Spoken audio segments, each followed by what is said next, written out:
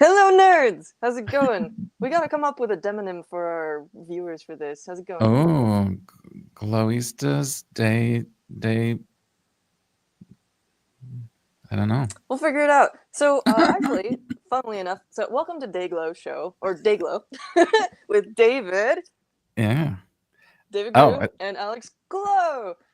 So we've done a couple of little polls before, but quickly, what our show is we are two people who are very interested in electronics and hardware. We've got a ton of experience. Each of us is over a decade in like this field, professionally and otherwise, and we are digging into uh, bits of hardware that we've acquired over the years, but never really managed to get around to, and new stuff as well, such as today's focus, the PicoCalc, which is from ClockworkPi. It's a sort of cyberdeck slash microcontroller programming development system from, as I mentioned, ClockworkPi, which we've looked at some other stuff of theirs before, as you'll see in the description to this video.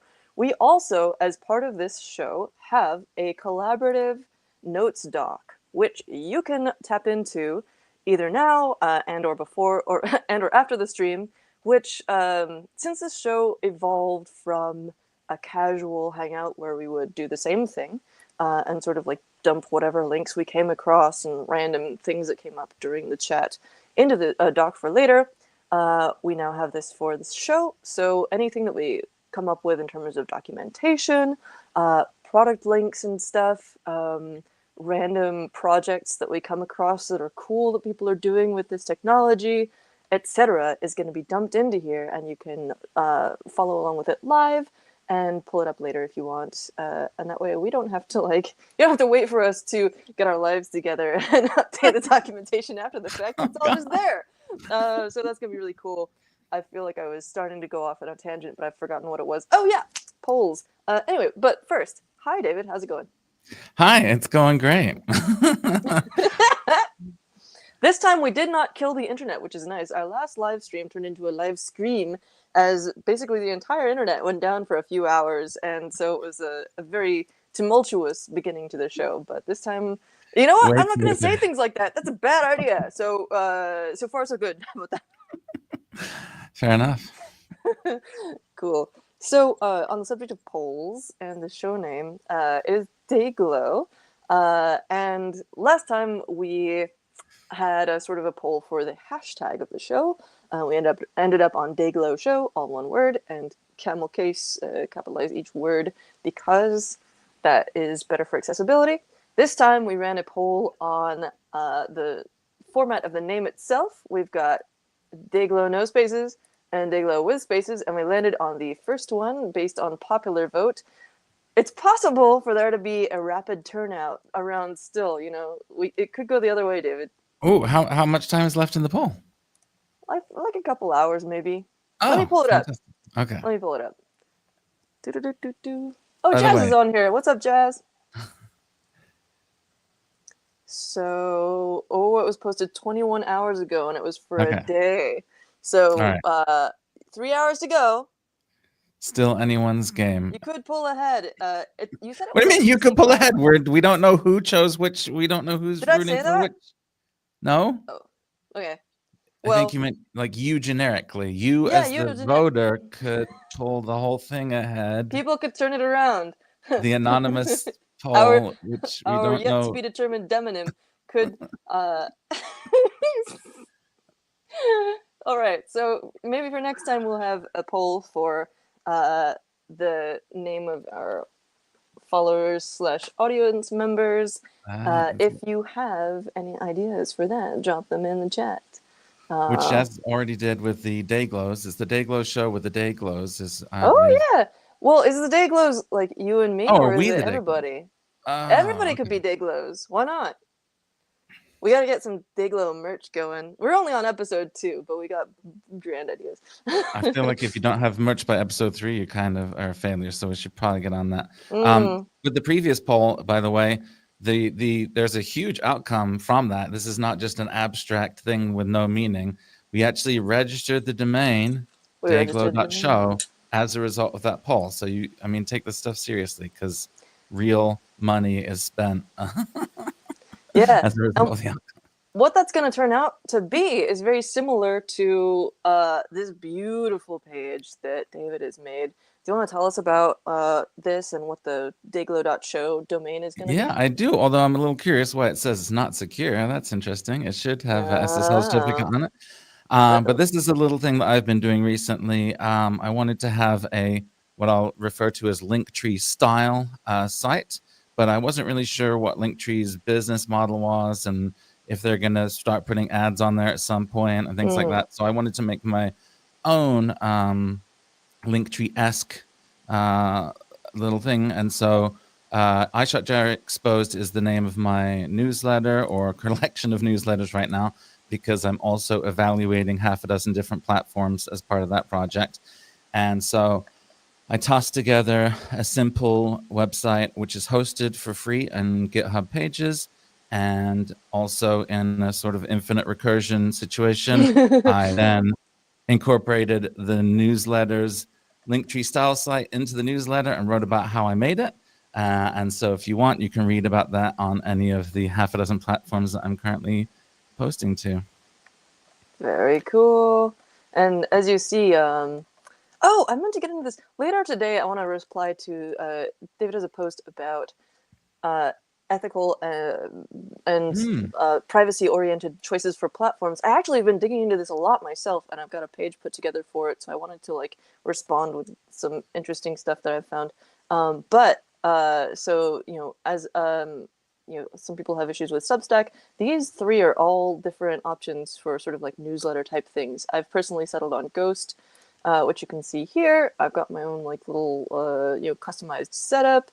I'm paying them for some fancy stuff, which I forget what it is exactly, but you can find socials down here. And I'm going to be posting an update about Dayglow and also with what all the other stuff I've been up to after this show. And so you'll be able to, if you go sign up at glow-ahead.ghost.io, then it's free and you'll be able to catch up with the weird stuff I've been up to. So that's on Ghost. And then David also has Button Down and Beehive, which each have their own little things. You can find out how to do this cool Linktree thing on this page. Alex, did you mind sharing that Mastodon? The Mastodon post that you referenced might be worth sharing, actually, because I bet a lot of the people watching this would have thoughts on the question that I posed there. Let me pull that up. Do you happen to have a link, actually? Not handy. Oh, you know what? I can get it by going to one of my posts, which I have infinite ones of here, but you're tagged in there. Yeah. There we go. So you're gathering. Tell us about what you're going to do with this information. Yeah, well, I think in recent years, a lot of us have experienced, for example, you're on Mastodon right now. The reason that you're on my Mastodon and not my Twitter is because we all got off of Twitter when things seemed like they were about to go very wrong there, and then did go very wrong there. And so I think it's the next one after that. Oh, no, after Karopi's birthday. By the way, happy birthday, Karopi. Let's mention that. There we go. There it is. Okay. Actually, I think we might mention later, Cory Doctorow was one of the opening keynotes at the event that we're going to be discussing later. And he's been talking about enshittification for a couple of years. And just basically, I am really sick of all of the big social media platforms and all of the big everything platforms. Honestly, I'm trying to get away from Google search, trying to get away from Google everything. And there's just lots of independent and open source alternatives out there. And so I was starting to write a piece about that. And then I thought, hang on a second, my singular opinion is going to be pretty limited. Let's find a bunch of other people's too. So that's what that post is about. And I got some pretty great insight off of it already. And even without trying, there's answers coming along in the chat, because Ghost is also an open source platform that you could host yourself instead of, for example, WordPress. Good stuff. Let me actually drop these into our dedicated document. There we go. I'll add them somewhere later. Okay, so in, again, our notes doc, I'm just dropping this in. We'll do a live demo using Google Docs. Ironically, because one of the things that I've been looking at is a series by YK Reborn called De-Google Your Life.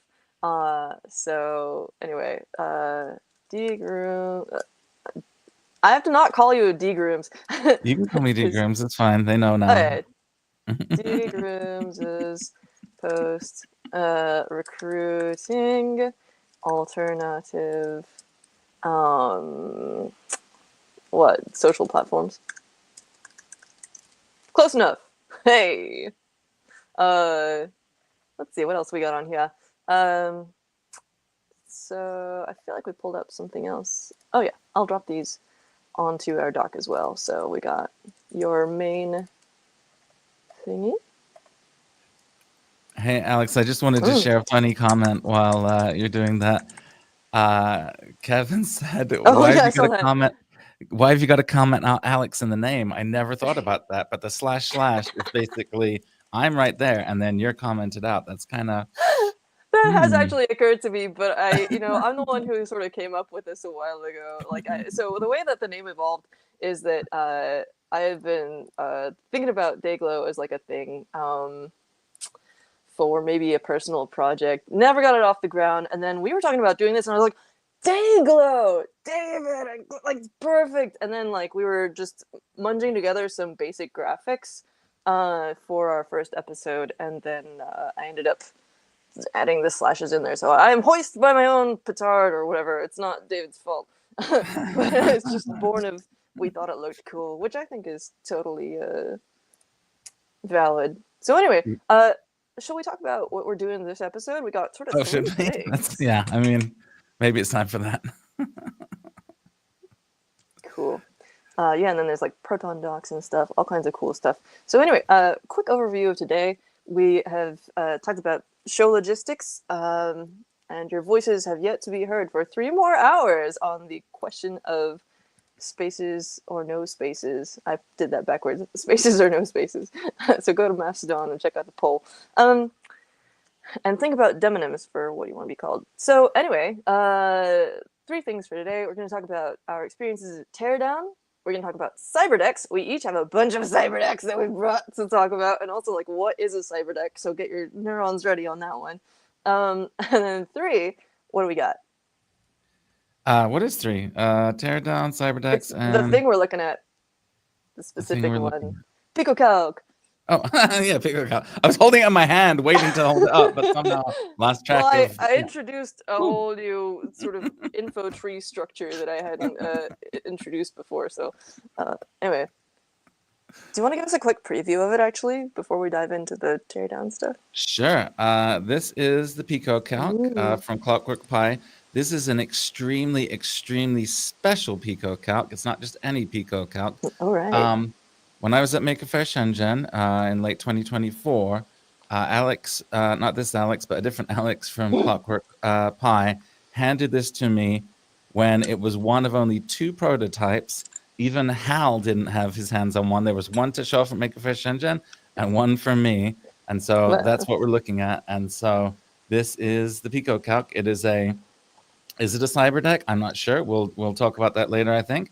But it is a Raspberry Pi Pico-based device that looks like a graphing calculator, but its functionality is basically limitless. Anything that you can do with a Raspberry Pi Pico, you can do with this. Right now, I have it running a type of BASIC called MMBasic, which I'm sure we'll get into later. But you could also do, you can put a Nintendo emulator on it. You can first of all, you can replace the Pico and put other boards in it, is one thing that people are doing with it. So basically, it's just, the Pico is a pretty cool microcontroller, and this wraps a bunch of the functionality that you might need to do cool stuff, like a really nice keyboard and a really nice screen and a battery and a way to manage that battery, and then you can kind of do whatever you want with it from there. Cool. Oh, I'm so excited. Plus, we have a couple of recommendations of stuff from Concrete Dog on Mastodon that we'll dig into. But David has been in touch with Alex of ClockworkPi, as you mentioned, and got a hold of one of the original one of these anyways. I don't think it's the original, but like one of these guys put me in touch with Alex of ClockworkPi. Got me my hands on one of these, which we explored in a previous show, which you'll find linked in the description to this video already. and in our collaborative notes doc. You can see also some hacking we've done live on the Raspberry Pi Pico 2 in the past. And so at Teardown this year, David showed up with this one in a box. This is going to destroy my centering on my camera, but it's got a little star on it, which I love. And so I'm very excited to dig into this. So this one is a kit, and David's one is already assembled. So you're going to be doing some programming stuff, I think, and I'm going to be assembling it in a bit. Oh, I forgot about the chunky one. Cool. Which is the chunky one? The U console? Maybe the big chunky, yeah. Okay.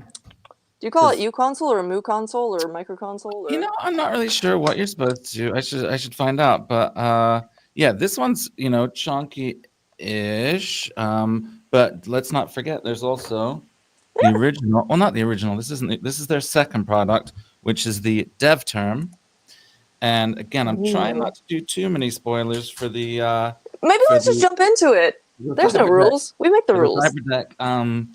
But I also brought the inspiration for this thing, which is the Model 100. Radio Shack TRS-80 Model 100, which is like the even chunkier version of the even chunkier ClockworkPi.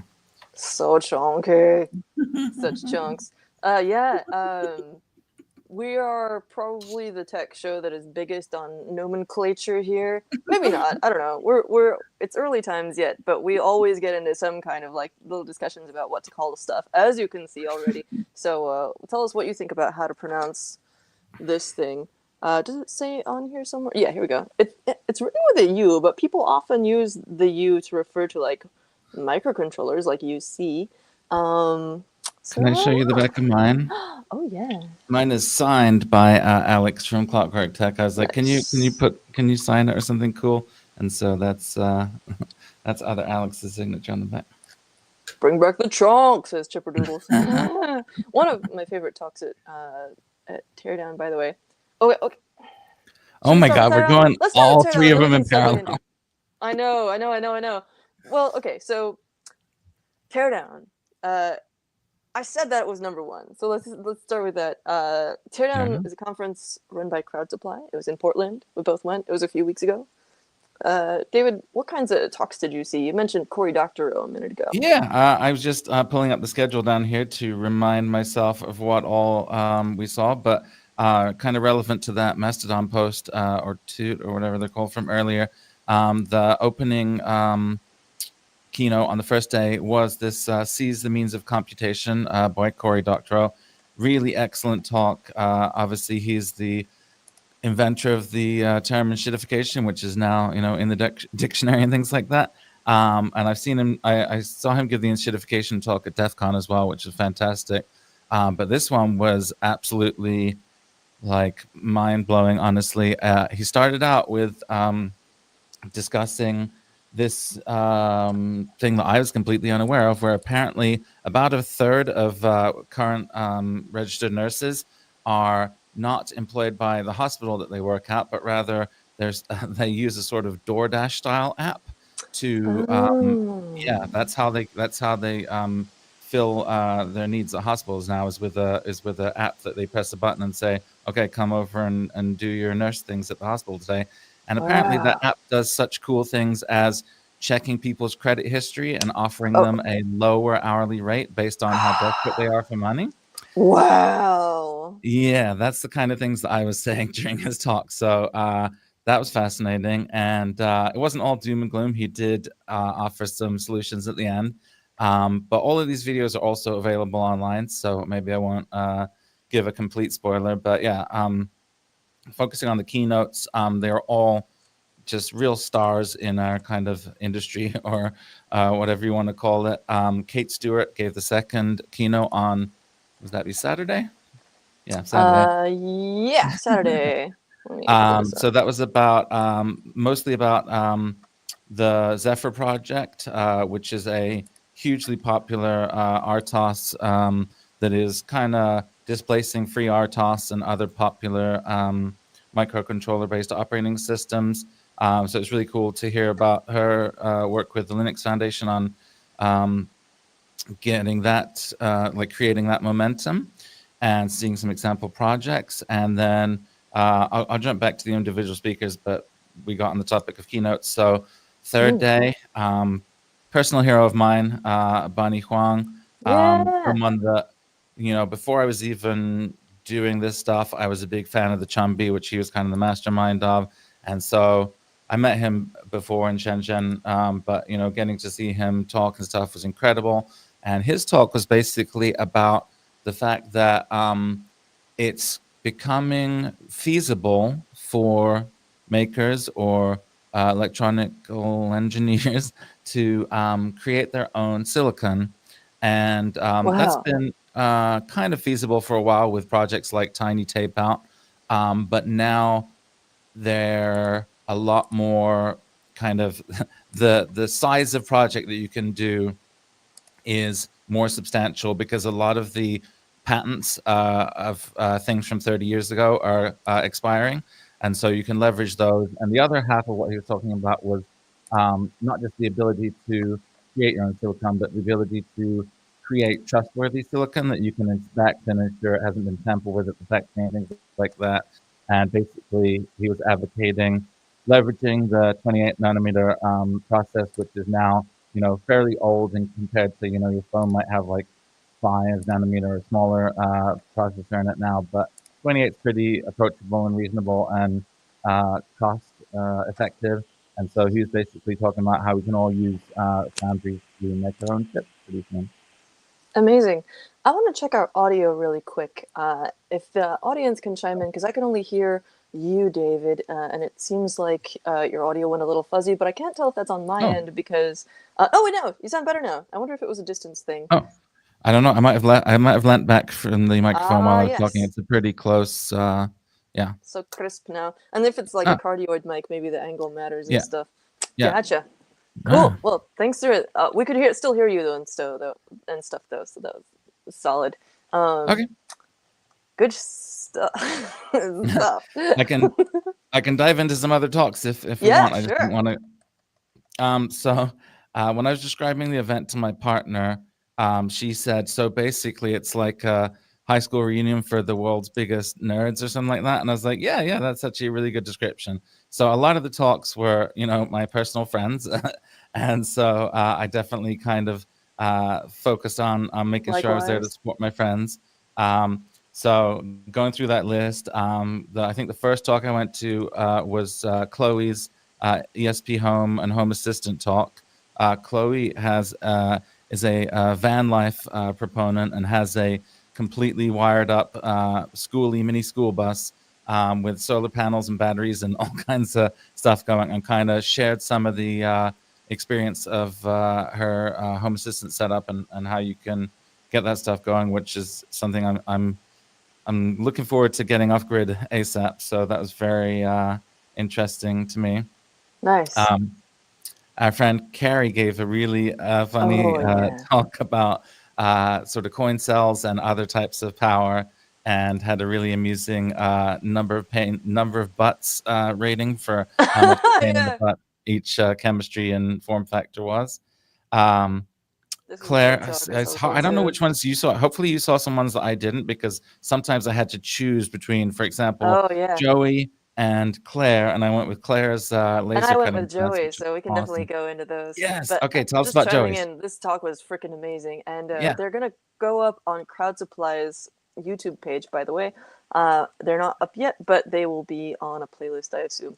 So go. That's where you will go to find the recordings. All right. So closing some tabs. We were talking about Claire and Joey overlapping. So tell us about this one. Oh yeah, Claire's talk was awesome. It was a really kind of special, kind of different talk. Her presentation was really awesome, and was like, some of the things I loved about it is she's like, none of you in this audience is going to come close to like what the term that she used, and I think both of us are a little like hesitant to say it, but no one here is going to come close to what soccer moms are doing with their vinyl cutters and laser cutters, because Ah, they just get these things and they get so into them and they do amazing things with them. And I just thought that was really fun. Just the way that she gave her talk was a really fun experience. Really cool. I'd love to hear about Joey's though, because I didn't get a chance to see that. Yeah, I loved Joey's talk. Oh man, he had so many like in-depth, super visual slides with just basically walking us through a single circuit and the steps that he would take in order to bring it down from like like hundreds of milliwatts to microwatts, like to make something like literally during the course of the talk we walked through taking it from um, running for maybe a day or two. I think it started out as like a day to running for like multiple years through different tweaks to the hardware, component selection, software choices, and all kinds of stuff like that. It was really fascinating, and I took tons of photos that I'm going to be adding to a blog post coming up. But he's got just an incredible, like very, very numbers based. Like you could see line go down. It was incredible, like including like sleep modes and stuff like that in the software. All kinds of fascinating little tweaks, and of course, Joey is the creator of the Sensor Watch, which is one of my favorite little things. I For Open Hardware Summit in May, I finally put this replaced the battery in this thing, and you can run this thing for a couple of years. He has, on a single CR, what's it called? Not a 2016 CR 2016, yeah. Like a thin one of like coin cell batteries, and it's just a replacement LCD screen and PCB. No, the screen is the same. It's a replacement PCB for the Casio F91W, a classic nerd watch, and I adore it. You can get I was just gonna say, I noticed at the event that he had on some double barrel watches. Yeah, 4 watches on apparently. Yeah, he had 2 hands, 2 watches each. Yeah. Battery testing. Shout out to the Rebel Project. I think that might have been one of them. I could be wrong. Oh. I don't remember. But don't quote me on it. But anyway, a very cool device, and I think there's a pro version out now. So anyway, yeah, we both saw some cool stuff regarding that. I'm just looking in the comments. It looks like Carrie arrived after we were already saying awesome things about her talk. We loved your talk. It was awesome. But we did say wonderful things especially about the butts. Yeah, the chart was amazing. So Carrie included a multi aspect scale of pain in butt, and also like power, storage density, and I forget what the other ones were, for different types of power, including like lithium polymer batteries and alkaline batteries, and the different types of regulations that you deal with. Very cool. I want to jump ahead in the timeline to the next day at 11:30 a.m. There was a talk on mind-altering gadgets that I found particularly great. Maybe you want to talk about that, though. Sure. I gave a talk about mind-altering gadgets. This is something that I love. I never managed to end up updating the blurb here. I'd written a much longer intro, but I kind of screwed up on where to submit it exactly. But let me just pull this up real quick. I have this long-running interest in what I call mind-altering gadgetry or gadgets. I don't like the acronym you come up with when you do that, so I've been changing it to mutagen. So you can find the wiki on GitHub with some info about that already. And then also I've got a page up on my personal website, but you can see a bunch of different ones that I've built over the years, and ended up making some slides with pixel art, which I created as a result of our last Dayglow show. You can see all these things, which I think is here. It looks like I've got a beard there, but these will be going up. And you can see the feed, a little thread about our last Dayglow show episode here, and stuff that we did with the Thumby afterwards, including blah, blah, blah. Pixel art, where's the little animation? This thing, I think, is an animation if you actually click on it and stuff.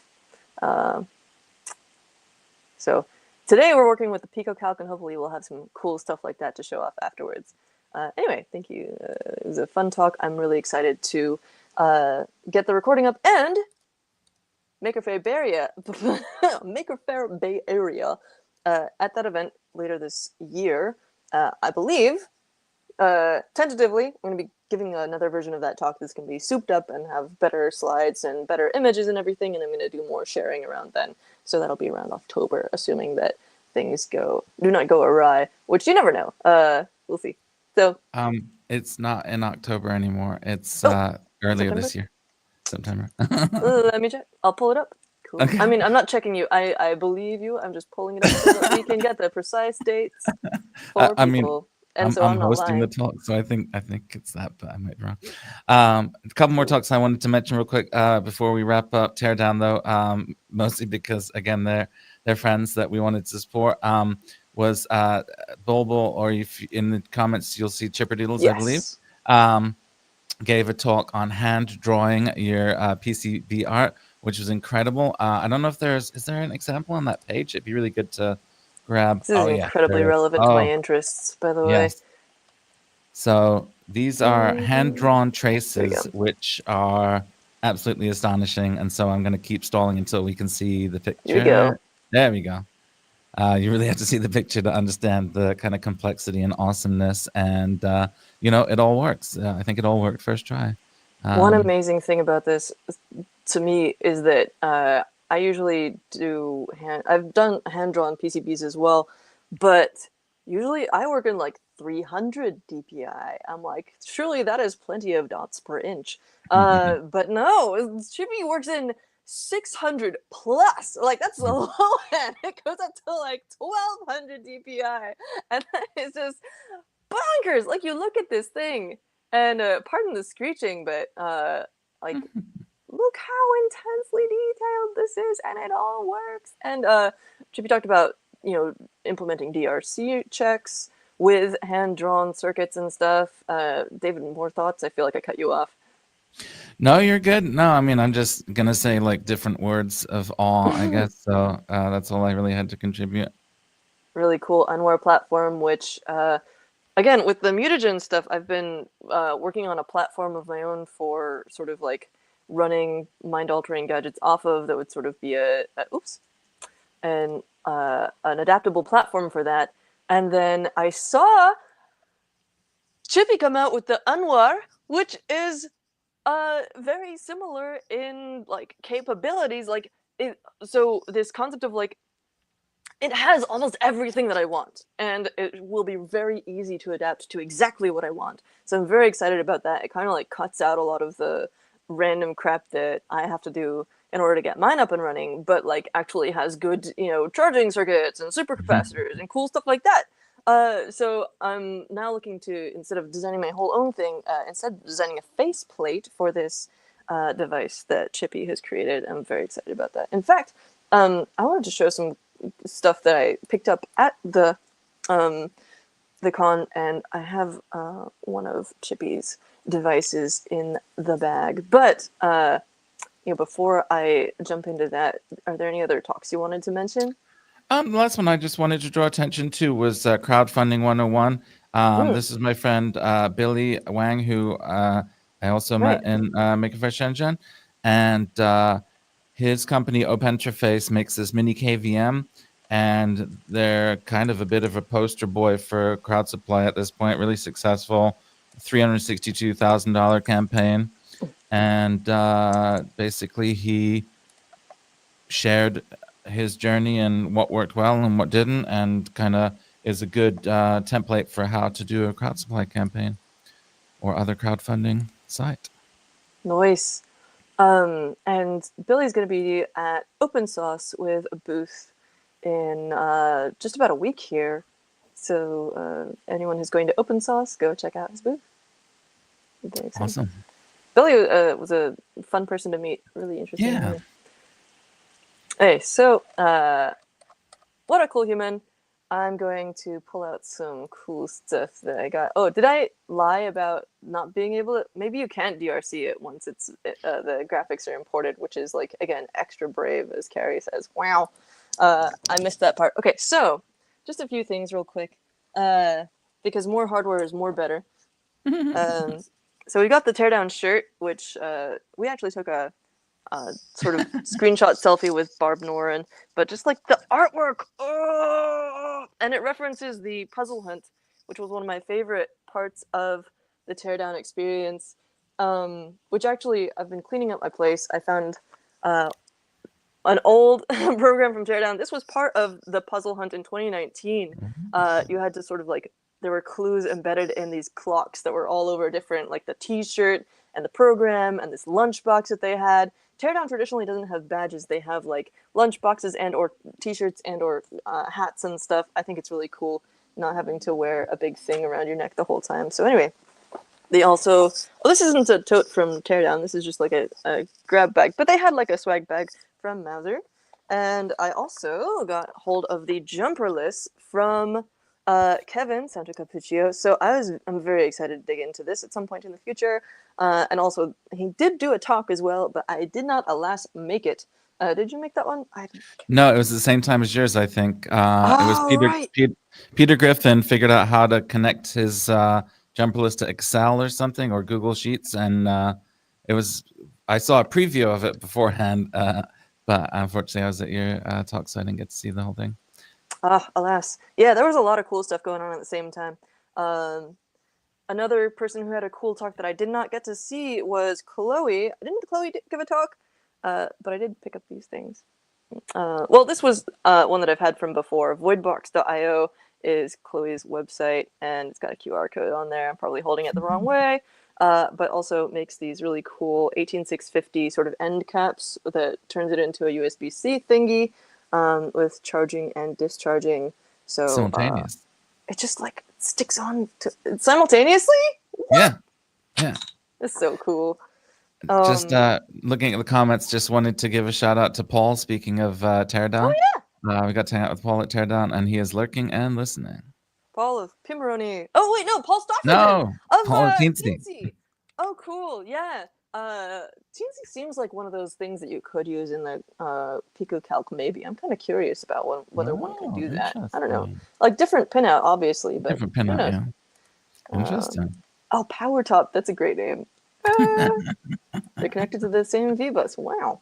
Okay, cool. Carrie says, Chloe's talk on Home Assistant was great, full of good info. Awesome. Oh, you did mention that one. Duh. Okay. You can mention it twice.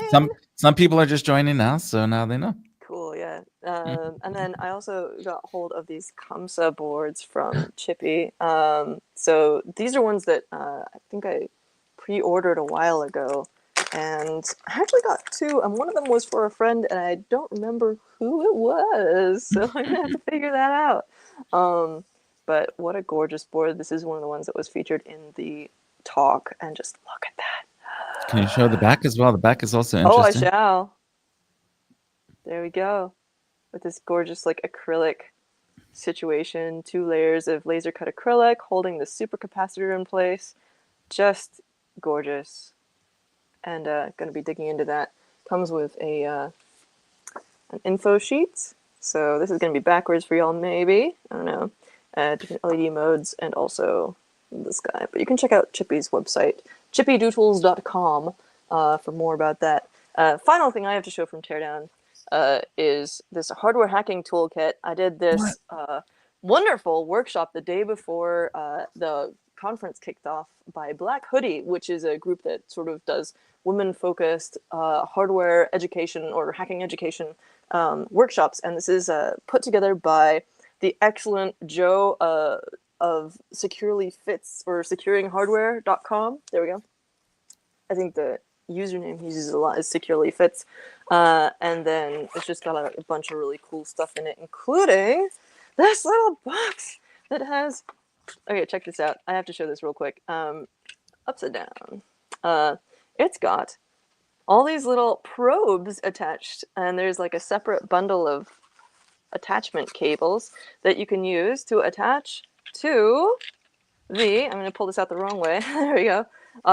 The BitMagic, I think this is called. I forget. And the TieGuard, which is another like hardware analysis piece of tech that we dug into trying to get information off of some Wi-Fi cameras really cool workshop, and it comes with this like PCB analysis ruler. I'm going to be doing a rundown on some cool like PCB rulers, by the way, somewhere in the future. And it's like half height PCB. It's super flexy. It goes into this thing, and then it stores your probes as well in this thing. Oh, love it. And then two more things in here. They gave us a microcontroller. We ended up hacking a microcontroller to give it like a beeping readout when it for a continuity tester. Let me make this embiggened. I swapped that out because I always have a multimeter in my to-go hardware kit for a power profiler kit too. Oh, that I won as part of the puzzle hunt because our team was awesome. So that's for. I'm going to be learning how to use that. I've done some videos about it for Hackster actually. I think an unboxing and intro video. And I also put a little Claire. Oh, we did a little quick soldering intro, and Claire Cassidy brought these little LED noodles, which are so cool. Ah, so sci-fi. Anyway, so. Oh yeah. I was there well, now's your multiple chance. times. Yeah. Paul's in the comments. You're in the comments. You can tell each other you're cool, and it'll be a Christmas miracle or something. Hey, we never know where it's gonna go. Okay, so let me put this away and not crush it. You already crushed it. That's good. Hey. Cool. Aw. So many cool people in here. Jason Kuhn does really cool LED stuff too, like the Fibonacci whatnots, LED pendants and such like. Very cool. All right, so what we're going to talk about today is the PicoCalc. Do you want to tell us a little bit about this again? You gave us a quick intro already, actually, but I could do it again. Yeah, so the PicoCalc is the, I believe, fourth product from ClockworkPi. Their first was the game shell, which I didn't think to bring with me, but the dev term, which was the chunkiest, and the U console, Mu console, however you want to pronounce it, as the interim chunkiness. So yeah, that was the first one, which I backed on Kickstarter, was my introduction to Clockwork, and then it's gorgeous. that was, yeah, it's brilliant. You showed one of these too. Yeah, it's got a receipt printer too, which is one of the coolest things about it, and it's got a modular CPU kind of module, so you can switch out. Like right now, I have a RISC-V processor in mine instead of the ARM core that it came with. You can also put a Raspberry Pi in there, and then yeah. So the PicoCalc is their fourth generation product. It's the kind of it's the first one that's just based on a very quote simple microcontroller compared to the SBC based devices before it. But like I said, to me, I see it as sort of a way to do cool stuff with the Pico because it gives you all the peripherals that you could ever want. Plus, you can still add more via the GPIOs if it doesn't give you all the ones you want. But it gives you a nice selection of input methods, output methods, battery and battery management. And so it's a really good playground for doing Pico type stuff. Really cool. And it's open source. And the keyboard has its own STM32, I believe, that can be programmed separately. So you could make the keyboard do whatever you want as well. And you can swap in whichever Pico you want, and even some other different devices on the same form factor. Adjustable backlight. Wow. Yeah. They've been working on a keyboard for a while, I would say. Their keyboard technology. The dev term was individual plastic chiclet keys, more like a kind of traditional keyboard. It was membrane based, and it felt fine. I had a fun little trackball on it. I'm putting you on camera. I'll put me on camera, and then I'll put this on camera so you can see what I'm talking about. So the dev term had physical, tactile, injection molded or whatever these are keys, and a little trackball there. Pretty nice, and again, very similar to its design inspiration, the Model 100. I mean, there was other devices in this class. I think the Epson is probably, there's an Epson in this class is probably where they got this little directional idea from. But they also put the game buttons on here too. The kind of, I'm a bit blurry. It decided No, to look at your ring light for some reason. that's fine. We can Love that. it's gonna be fine.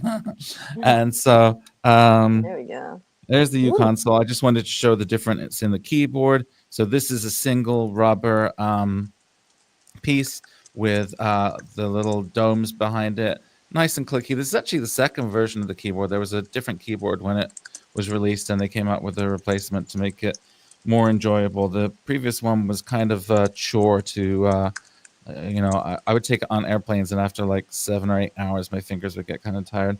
But this one's a new easy action keyboard. I see your poll that you're Just putting a in there. little how to pronounce. I think you're right about U console, and you also actually know the people who make this. So like, but also it is a U and not a mu on there. So I think U console also like makes the most sense. But I love a poll. Yeah. Let us know in the comments. And so, yeah, then the fourth generation product is the PicoCalc. And as I mentioned, I've got the MM Basic on here, which is something I have used before. I don't know if you have that tab handy, Alex, that I sent you earlier, but MM Basic is a Oh, really kind of interesting project. I first encountered it probably a decade or so ago through the there's a basic. yeah, so I think the MM and MM Basic or Basic, let us know how you pronounce it in the comments. Um, it's I think the MM stands for micromite, and there was a piece of hardware called a Oh. micromite backpack, and I had one of these, and I think it was like a PIC microcontroller, but that didn't really matter because you spent all your time in Basic, and I, having grown up with Basic when I was little, I thought, oh, Maximite, oh yeah, micromite, yeah, there it is, okay. So having, yeah, this is it. So the micromite was a PIC-based project, and if you had the backpack for it, that gave it a little screen. And so it was like the Basic that I grew up with and kind of maybe somewhat forgotten about, but also, with modern sort of embedded concepts added to it, so you could, do things that weren't relevant to 8-bit computers 30 years ago, but are relevant to microcontrollers today. And now it's been ported to the PicoCalc, or I guess the Raspberry Pi Pico, and then whatever extensions are required for probably the keyboard and the display and any other sort of novel hardware on this device have been implemented. And so you can do all kinds of cool stuff.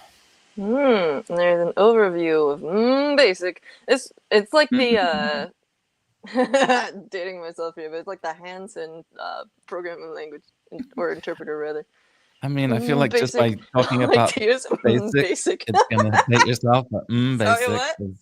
I was just saying, basic as a language. Just by discussing that, you're dating Yeah. yourself. So I don't think the Hansen reference really throws us off.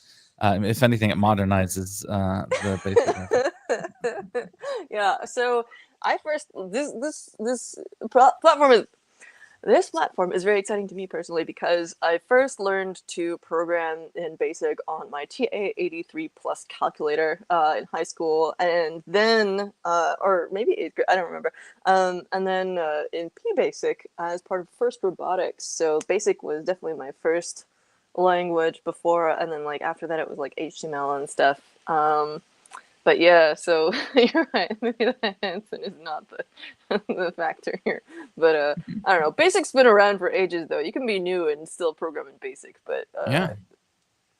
anyway, so let's see. So we've got these Maximite and Micromite, and you saw if you were watching the screen that I put these in our collaborative doc, which you can find in the description to the video, as per usual. I'm not sure what this was referring to, but yeah, unfortunately everything is mirrored. Yeah, so let's go look at a few of our favorite cyber decks before we dig in, because we're going to do this as an open-ended thing. We actually had multiple things we wanted to do, including talking about a bunch of cyber decks, including what is a cyber deck, and also talking about Teardown. So we're going to go, I think, longer than an hour, and then so we're going to talk about some cyber decks, show you some cool ones, And then we're going to go into a segment where David's going to be maybe messing around with some programming, and I'm going to be assembling the one that I have that's still in the box in kit form. So I'm very excited about that. But David, yes, you showed off some of these previous ClockworkPi ones and their inspirations. I gotta show off this really weird one to help kick us off on this topic, which is from Twilio's Signal conference back in the day.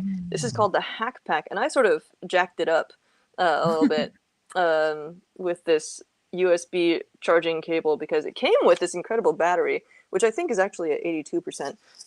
But what I love is that it's got this like 3D printed shell, and it's got this really cool little carabiner attachment on it, which I just think is so cute. And then this red PCB with these cool swirly designs on it. They clearly had like a bajillion dollars for this conference. It was held at the Bill Graham Auditorium in SF, and this was just like the conference badge with an entire freaking like Twilio branded power bank on it that's pretty hefty from what I recall. And just this really nice all friction fit type of assembly where this is attached by the headers and stuff. And it's just basically a fully functional little Raspberry Pi. This is the background to the Pi screen. And I actually had a little stylus, but now I've lost it. I think I made it out of a zip tie. But I can click on Launch Kiosk, and it'll maybe do that. But you can attach like a keyboard or whatever. You know, it's a fully functional Raspberry Pi Zero. Maybe 0W on here. Yeah, 0W first version. So you can go on the internet, you can like type stuff up, you can do whatever you want that you would do on a regular Raspberry Pi, but it's also got 5 like individually addressable RGB LEDs. You got some buttons to play with. You got a little wonderful little joystick actually. No clicking, but it does have a very smooth action. You can see that. It's got a little grippy surface on there. And of course you can program games with it. You do like little select and start thing. I did this horrible thing. I forget why. There was some reason for it. I think that I wanted to be able to easily turn it on and off or something. Oh yeah, they have a power button. I don't know why I did that, but it was a good idea at the time. But very cool. One of my favorite little like CyberDeck devices. It does not have a keyboard. So here's a question. Is a keyboard necessary for a CyberDeck? Is a screen necessary for a CyberDeck? Sorry, I just dropped you on screen again without telling you. That's okay. I was just playing with my CyberDeck over here. Oh, let's have a look. Well, so yeah. Again, depending on what the definition of a CyberDeck is, this is one of the earliest examples I can think of. This is the TRS-80 from Radio Shack, but specifically it's the TRS-80 Model 100. I just realized I've been moving away from the microphone in order to make room for this, so hopefully you can still hear me. Okay. This also runs BASIC, and I'm trying to remember how to open a file because let me. No, we're good. I just wanted to share. This is me working on a web page on this device. Wow. It did have a modem, and so I guess it was popular with journalists who could take this around, type up their story, and then upload it to, well, not the internet, but something over the modem. And it had some little, oh no, it's the other one that's got the cartridges. Let me grab the other one that's also very interesting. So that's the TRS-80 Model 100, not to be confused with the other desktop TRS-80s. While you're showing that, I'm going to grab a different one. Cool. I'm going to drop this into our shared dock and try to figure out if my pocket chip is going to wake up here. Oh.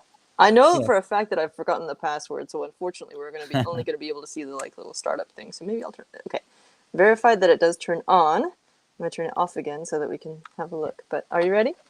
Yeah, so that's from 1983, I guess. I'm not sure what the year is on this one, but this is my other favorite retro CyberDeck. The reason I was interested in acquiring this one is, so this is the Z88, and this is apparently what Douglas Adams, one of my favorite authors, used to use to write books when he was sitting on the beach. And also, I don't know if you can see, oops, I pressed enter a bunch of times. How do I get rid of that? Well, if I hadn't pressed enter a bunch of times, there was a thing at the top that said BBC Basic version 3. So I'm not sure quite why it was a BBC Basic machine, because this is not an Acorn device, but it is Cambridge Computer Limited, which maybe had some kind of relationship with them or was, probably just down the road from them. 1987. Okay, so that's much more recent. This was considered the iPad of 1987, and it was Wow. by Clive Sinclair. Right. So, is this that probably the same guy who made the Sinclair C5, the incredible Absolutely, it is. tiny But road so legal? yeah, so before God. before Sinclair was Sinclair, I guess, or it's a separate company he spun off to make this. I don't know. It's a cool little thing. It's similar in size to an iPad, a little slightly thicker, but if you Oh, want to goodness. write your Hitchhiker's Guide on the beach, this is the best way to do it. Sorry, I got distracted by this gorgeous calculator. The Sinclair C5 is a really cool vehicle that is so small. It's road legal in the UK. I got to sit Hmm. in one at the Swindon Hack Space many years ago. It's so small that you see these handlebars on here. This is how you steer, and they are positioned under your knees. So it's open to the elements, which on a rainy island is a great idea. And you steer under your knees with these little handlebars. It's incredible. It's just like the most aesthetically, like look at those wheels. So Tron. Anyway, so that's a really cool device. I think that Eben Upton of Raspberry Pi appropriately has talked about the Cambridge roots of the Pi and his inspirations for example, the Pink Floyd inspired names for their different chips and stuff.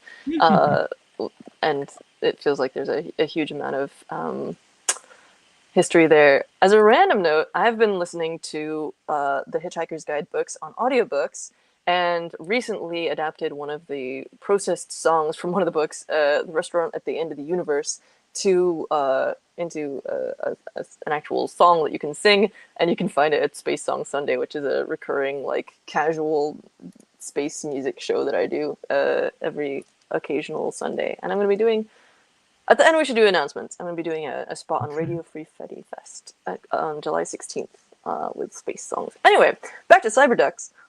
Cyberducks? We're not talking about file transfers. We're talking about little computers. Here's the pocket chip. Apparently, I didn't put a Yeah. login on this. Yay! It's a tiny computer that was originally designed with what was supposed to be the $9 computer, the chip, CHIP, which you can see on the back here. You've got a bunch of GPIOs and stuff. The company, okay, so some weird stuff happened with this company apparently, where it seems, from what I've heard, that the company sort of like had a bunch of weird stuff happen, and their manufacturer or distributor ended up with a bunch of units that they ended up like selling separately because the company went AWOL or something. I don't know. If people have deets about that, tell us. Oh yeah, Hmm. Electromage says, I have those. The keyboard was not great. I It's will true. say it's definitely not the greatest. It's got these like little people have made like 3D printable add-ons for them and stuff. But they're not. They're like your standard sort of metal dome keys. One of the cool things about this is that it runs the Pico 8 game engine, which you can use. So you can play a bunch of games on there with Pico 8, and you can make your own. It's got the Sunvox audio editor, which I just launched by accident, and now I can. Oh, it's just called Make Music on here. They've also got a terminal. You can browse the files on there. Lord only knows what I've got on here. But yeah, you could design little 8-bit games. I was using Pico 8 as a tracker to create chiptunes for a minute, like a minute and a half, before I switched to doing them on the Android device that I had at the time using, I think it was called Monoloop. But it's just like, look, yes, the keyboard may not be great, but the aesthetic though is unmatched. Like, check out the low poly design on here. Just a beautiful, clear low poly case. Everybody loves a translucent, transparent case. And then like you've got this even a little sort of proto board breakout area if you want to access that. You can snap off this backing piece, and you can also snap off the bezel for the screen and like do all kinds of modding on it. You've got these, as I mentioned before, labeled GPIOs, and just a really beautiful thing. Easter egg, these two little guys at the bottom here are stands. You can Hmm. put in a pen or a pencil and like lean it back on it, and then that way your device stands up on a table, which I think is just genius. Plus a little clip-on for a lanyard, carabiner type thing.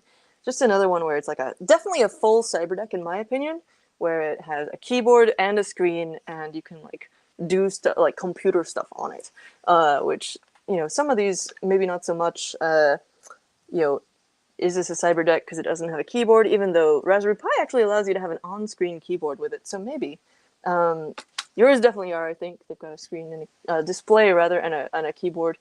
If anyone has thoughts about that. Oh! They made an epic 8-foot tall demo of the Pocket chip. I am sad that I missed that. That sounds amazing. I want to find that now. That's awesome. Yeah, right? Speaking of which, I did find the Maker Faire Beta page, so we can confirm those dates for you. September 26th through 28th, 2025 in Vallejo. Save 25% now with advanced pricing via VIP. Wow.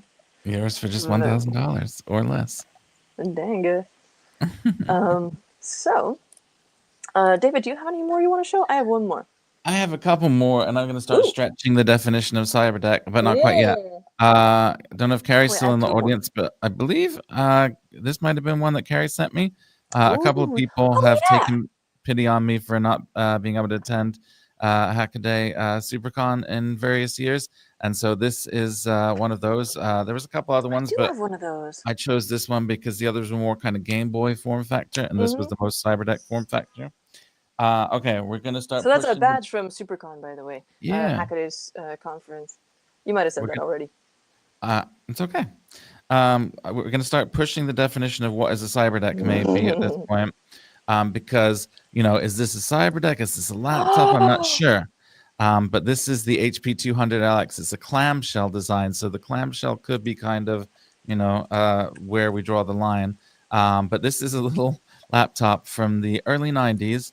That I used to carry around as a child, and it was kind of wild because back then, you know, maybe sort of road warrior executives had laptops, but most people didn't have necessarily a computer at home, let alone a laptop that fit inside your pocket. So this was kind of wild at the time, and cyberdeck or not, I kind of wanted to show it off. I dropped that into the show notes. Again, you can find all our shared notes, collaborative notes doc, in the description to this video, by the way, and I've been dumping links for various ones of these. Yeah. If you also want to grab palmtop.dev. I was gonna say. So palmtop.dev is my personal website about these, and those are. So I've been writing programs for these, and I've been doing this weird kind of cosplay thing where now maybe people just ask AI to program for them. But even before then, you know, you had the internet, you had Stack Overflow. It's very the programming today is very different than what I envision it being like back then. But when I program stuff for the HP 200X, I have no internet connection. I sit there with a couple of books and look things up in the book. And if I can't figure out how to do it, I don't Google it. I keep trying until I get it to work, which is my kind of weird cosplay of how I imagine people programming in the early 90s. And I wrote away to HP and spent $80 of my hard-earned money as a child for the manual that they sold for developing for these things, which told you all of the interrupts that you need in order to do special things with the device. So, and I still have that today, and I'm a hopefully more advanced programmer and able to take better advantage of it now. Again, blurring the definition. This is probably my favorite piece that I own, which is the IBM PC 110. This is a clamshell device as well, and I feel like maybe I'm not conveying how tiny it is. Maybe I need to bring it back closer to my head. This is a very, very small device. I'll put a Raspberry Pi Pico next to it too, just to explain how tiny it is. But this is a 486 based machine from Japan. One of the things that I love about it is it uses commonly available video camera batteries. And so unlike most laptops where you're just like, well, I can't get a battery for it, or I mean, now laptops have glued in batteries, but back then they might have modular batteries, but it's going to be proprietary and they're going to stop making them. But this is a very common Sony battery that you can easily get brand new ones of today and just jam it in there, as well as, you know, it means that you can have a stack of 5 of them and keep the power going. And the other thing that I think is hilariously great about this is this right here is a telephone. And so, What? yeah, What? Wait. Do so you hold that up to your face? so I will in a second. So this Oh, is the RJ45 or RJ11 modem port. And by the way, I've got to sidetrack myself that real is quick. The other cool incredible. thing about it is you can run PCMCA cards such as this real spinning 345 meg micro drive here. But you can Ah, also run compact flash cards, which I don't have one of in here, I guess. And it also has 8 meg built in for its strange proprietary Japanese operating system that you can use for taking pictures with the camera, which I didn't bring today. But yeah, wow. so this right here, if you put it on this mode, it's on modem mode. But if you slide the speaker across, now it's on phone mode. And you can literally, if you're in Japan and have a wired connection, talk on the phone like this. Oh my word. Is it a cyber deck? I don't know, but it's super cool. Wow. And one Okay. more in Ooh, that yeah. line. Last one is again. I've got a long history of buying tiny Japanese laptops that are completely impractical. This one's a little bit bigger than the IBM PC 110. Oh, it's Um, so large. It's so yeah, hefty. How do you even travel with that? but what's cool about this one? What I love about this one is it's got Super the cute. tablet Oh style thing, and so you can flip it around, and it's got a built-in pen somewhere that I can't find right now. I Who swear is it's she, here. David? Give us the name so I can look it up. So this is a Fujitsu Lifebook, and for many years I got Fujitsu Lifebooks of various kinds. I think this is the U810. It runs Windows XP, and my favorite thing about this one, which I can't demonstrate right now, is before it was easy to have under key lighting like the PicoCalc does. These little things right here are LEDs, and so it would beam LEDs over your keyboard so you could type in the dark on the airplane and stuff Whoa! like that, which was particularly hilarious at the time. Oh, here's the stylus. It's got this little telescopic stylus, and then Wow. you can flip it around, turn it into a tablet, and yeah. My browser is struggling to load this stuff. Oh, we have a review of it from 2007 that my computer is attempting to load on cnet.com. Yes, awesome. I want to see this. Wow. What'd you say? I want to see the review. Did I bet they said, "Oh, it's really cool, but it's too small to be practical," because that's what all the reviews said back then. Is like, yeah. And so it's gonna say, it's an ultra portable PC, but it's too small. Yeah, Ultra. Sony. Wow. Go ahead. I'm just really enjoying these names. Yeah, the ultra portable convertible tablet and UMPC market was hot back then, apparently. Wow. So here's another question: do we consider that Motorola phone that had the slide-out keyboard to be a cyberdeck? That's a good question. Yeah. So What do let's y'all think? let us know in the comments where you draw the line at the cyberdeck. Is the Let me pull PC that one 110 up. a cyberdeck? Is the U810 a cyberdeck? Is the where are we drawing the line? Am I typing on my ThinkPad cyberdeck right now? Oh yeah. Was it the Sidekick? I think it might have been the Yeah, Sidekick. T-Mobile Sidekick. Yeah. Yeah, there we go. Pull it up. I'll stick it in the links later. For now, I have another cool thing to show. I actually remember that I have two cool things. I'm going to start with a weird one. So this is one that you may not have seen before. And let me pull up my Instagram post about it because it actually shows the person's name and stuff.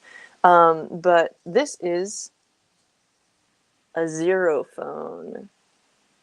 This is based on a Raspberry Pi Zero, and it is the single most cyberpunk object in my possession, and possibly that I've ever seen in real life. This thing is incredible. One person built this and like released a few of them. He actually gave me a number of. I think it was SuperCon back in like 2018 or 2019. Oh, you know what? I've got the date on here. Let me see. It was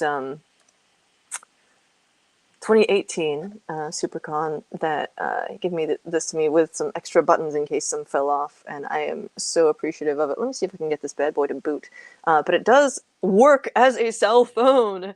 It has a little speaker on there. It has two 18650 batteries, which Lord only knows how long it can run on that. It's got a little antenna on it. It's got a charging LED, so it's got the charging circuit built in. It's also got GPIOs broken out.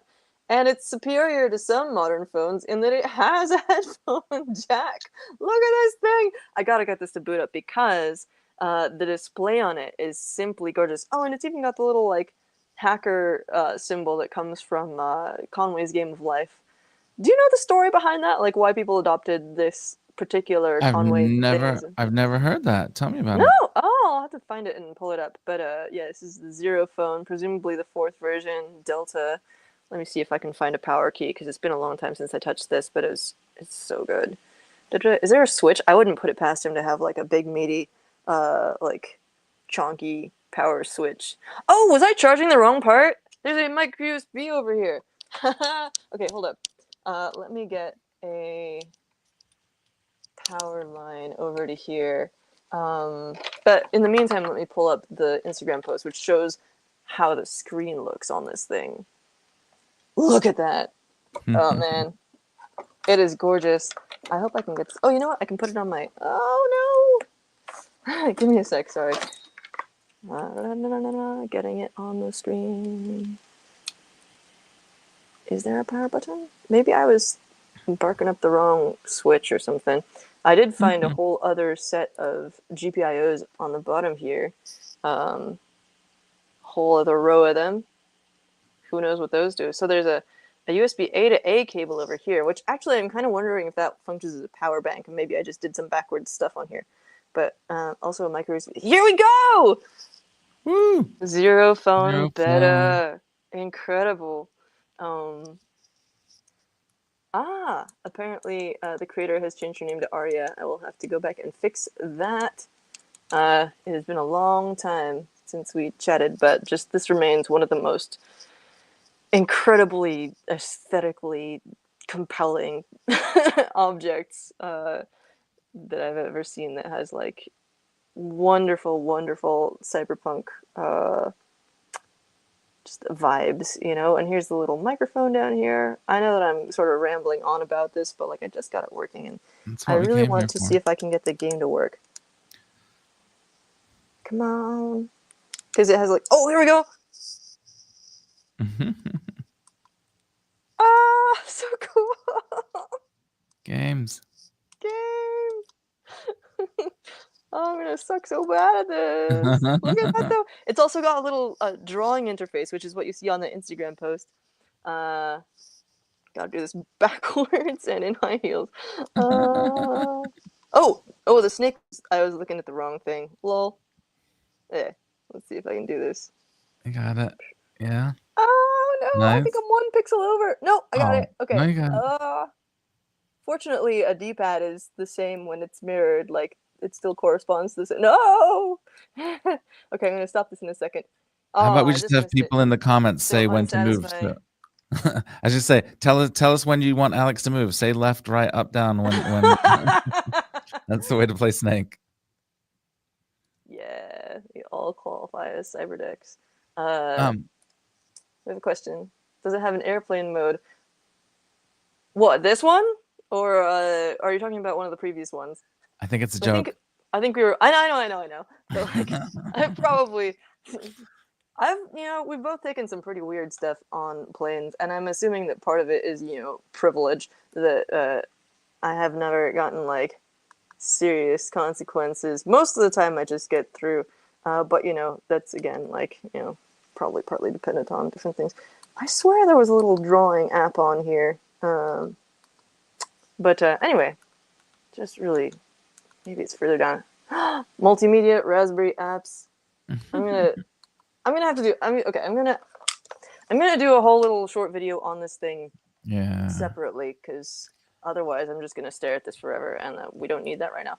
I just wanted to mention, I got a comment on Discord, and also now it's being mentioned in the comments that there's something strange going on with the comments. Some people aren't able to see things, like we're referencing things that Chippy said that other people haven't been able to see in the comments and things like that. I'm not quite sure what's going on. I tried toggling between top chat and live chat, and that didn't seem to help. Okay. I see this weird top fans thing in YouTube that I don't know if it's filtering on that. Okay. All right, solution. Thanks for letting us know about that. Very much appreciate the logistics feedback. What we'll do is anytime we're talking about a comment, we will put it on screen. StreamYard, the platform that we're using, has a weird thing with LinkedIn as well, where if you're watching on LinkedIn, we can see your comments, but we can't post back. But that's, I think a separate issue. It does say that there's like a 10-minute lag in streaming to YouTube, I think. That's a lot, actually. Maybe it's 10 seconds. I forget. But there's some kind of lag stuff inherent in the system. And then also, but we'll do our best to offset that. And thanks for the feedback. Yeah, it's really weird. So of the most recent comments, so Vault the Robot, Chipperdoodles, and Simple DIY electric music projects, none of those are showing on the YouTube, even though obviously they came from YouTube. So I'm really confused. That's real weird. So there are comments like below the video, and there's also like a live chat pane in there. Real weird. Jason says, I've seen a lot of comments on screen that I don't see in the live chat. Yeah, and Jason's came up immediately for me. Oh, like I can see Jason's no problem, but the three above that are not screen. showing. Yeah. Very strange. I'm only getting YouTube comments in the live chats, but if you're on YouTube and which Jason, you are on YouTube, I can see that, and you're not seeing them. But yeah, so again, I'm not sure if this is the issue, but there are those two separate comment panes, and annoyingly, if you watch the recording after the fact, you may or may not actually see you'll have to click on the different ones to see all the stuff. So we'll put things on screen. I have one more cyber for you. David, do you have another thing? Because I'm going to refill my tea real quick. I feel the... I mean, I've always got another thing. I'll come up with something. Okay. I'm over you for a sec. What do I have? What do people want to see more of? Think fast! Let me know in the comments if there's something in particular you'd like to see more of. Those retro things are so cool. Yeah. Let's grab the Model 100 maybe and see. Actually, that's going to be a hard one to show off. Let's see what's something that I can turn on. Let's do the HP 200LX because that's easy to show, easy to hold up. So this is the HP 200LX. Okay, well then go ahead if you're back. Look at the fake granite on there. This is a This is a DOS-based machine with a little CGA but squished wide display that can run tens of thousands of DOS apps, which is what made the 200LX more popular than the 95LX, which had a lower resolution and less capable processor and less memory. But like I can write programs for this on this in Microsoft C Compiler 6.0. So it's one of my favorite things. I carry it with me everywhere I go, and just like I used to when I was little. If you're back, Alex, though, I'll shut up about this. I'm actually gonna real quick dump the link to this in a. I remember that I'm in a Cyberdex Discord, and I was like, oh, obviously these people would have thoughts and feelings about this, and so I'm going to do that really quick because, yeah, I'm a fool. Actually, maybe not right now. I don't want to stall things. Okay, I'm going to show off the Raspberry Pi 500 real quick and talk about the bonnet for that. And then, how about you can walk us through a little bit of stuff around the PicoCalc, our focus for today, and I'll jump on the Discord for that. Okay, so my final offering for today is this Raspberry Pi 500, which is named basically in honor of a lot of those older school, this 100, naming systems for older computers, retro computers. And this looks like a keyboard. It is a keyboard, but it is also a Raspberry Pi. It's got a Raspberry Pi inside of it. This is the second one. This is a Raspberry Pi 500. There was a 400 earlier from a few years ago, and it's got Ethernet. You've got a little, I think this is a little security dongle connector, as you would see on some, in case you're in a high stakes environment. This is your GPIO connection. They've actually got a little covering thingy on there. Is that foam or is that silicone, or how do I get that out? Oh wait, do you push it in? No, I don't know. I'll have to figure that out later. But it becomes relevant in a second. Anyway, you've got these HDMI, I think mini HDMI or micro HDMI, I forget. Power in through USB-C. your micro SD card slot for your OS boot card, and then you've got three USB connectors for example, your mouse, and then you're going to hook up your monitor, one or two monitors, and then, you connect it. So, in terms of this being a cyberdeck, I think it's like 95% of the way there. It is headless, as is, but there is a device made by Adafruit, and probably similar ones made by Pimoroni and stuff, I'm not sure. I got to assume they've made something like this. But anyway, Adafruit has a really cute one. It's a little bonnet that a bonnet being a small hat, the Raspberry Pi equivalent to the, Arduino Shield or BeagleBone Cape or whatever. It's got this really cool little cyberpunk multi, CRT display styling, and it's only $8, so you can use this. I should just get one. Anyway, you can get it to turn your Raspberry Pi 400 or 500 into a real, actual cyberdeck with a display. So, in my opinion, at that point, it sort of hits all the buttons. Not only that, but you've got this Stemma QT, I think, output connector, where you can hook up these I2C modules, like in this case, they've got a temperature and humidity module that they've got plugged in here to the bonnet itself, making it easier to connect things that don't have just straight GPIO interfaces to the Pi. You do also, since this takes up the entire 40-pin Raspberry Pi connector, they also break out those pins again, and then I'm assuming that it uses up some of those. But also, there's a wonderful page called pinout.xyz, which enables you to look up pinout.xyz, which lets you look up what different ones take up and pass through and stuff like that. So, like, how can I search? I know that it exists on here. Let's see, Adafruit. I can probably search, but look at all these beautiful things. They've even got a kippa. A different form factor. Well, I don't actually see it on here, but I could just be unobservant and just like look at their gorgeous styling. Anyway, so to my mind, once you have that installed, it is unambiguously a whole ass cyberdeck. And then, your opinions may vary on whether it is one standalone without that. Depending on whether you plug it into like a monitor or whatever, you can do all kinds of stuff. Jason says, that angled header is neat. Don't think I've seen one before. Oh, yeah. You need a pair of those HDMI glasses that show you a virtual screen. Oh, yeah, absolutely. Google Glass had plenty of problems. And I don't know how I feel about including like the Meta ones and stuff that they're selling now with Ray-Ban. Which I don't think actually have a built-in display. They just have a camera, which is the worst. So take out the camera, give us displays, and I'm right there with you. People who are building stuff like that these days, I agree. These seem pretty cool. Or you can hook it up to an Avegant Glyph retinal display inside of the headphones. I have to look this up. Oh no, I need to stop putting my search bar up there because I don't know what's going to crop up. I'm terrified. What? Look at this. Ludicrous. Wow. That's really cool. Okay, retinal display. You can get them for about $100. Maybe look on places. Yeah. Hercules video card question. I'm not sure what that was referring to, and it may be a joke. But I don't have the a Hercules that was referring to the HP 200LX, I guess. It's a CGA graphics adapter. Hercules was a competing standard, I believe, is what that reference was to. Gotcha.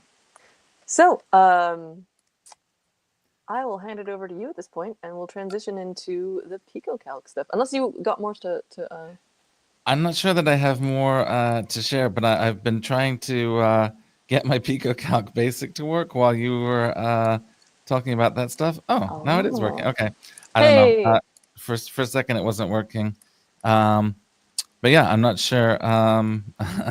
I'm not sure quite what we want to do programming-wise, but I'm just trying to remember how to do some basic stuff. The classic being, of course, print and then your name. Oh, there you go. print iShotJR, so that works. But what I'm trying to figure out is how to delineate the start and end of a program, because when I type run, which is usually what you type to begin executing a program, what comes up right now is hide yo kids, and I didn't type that, so What?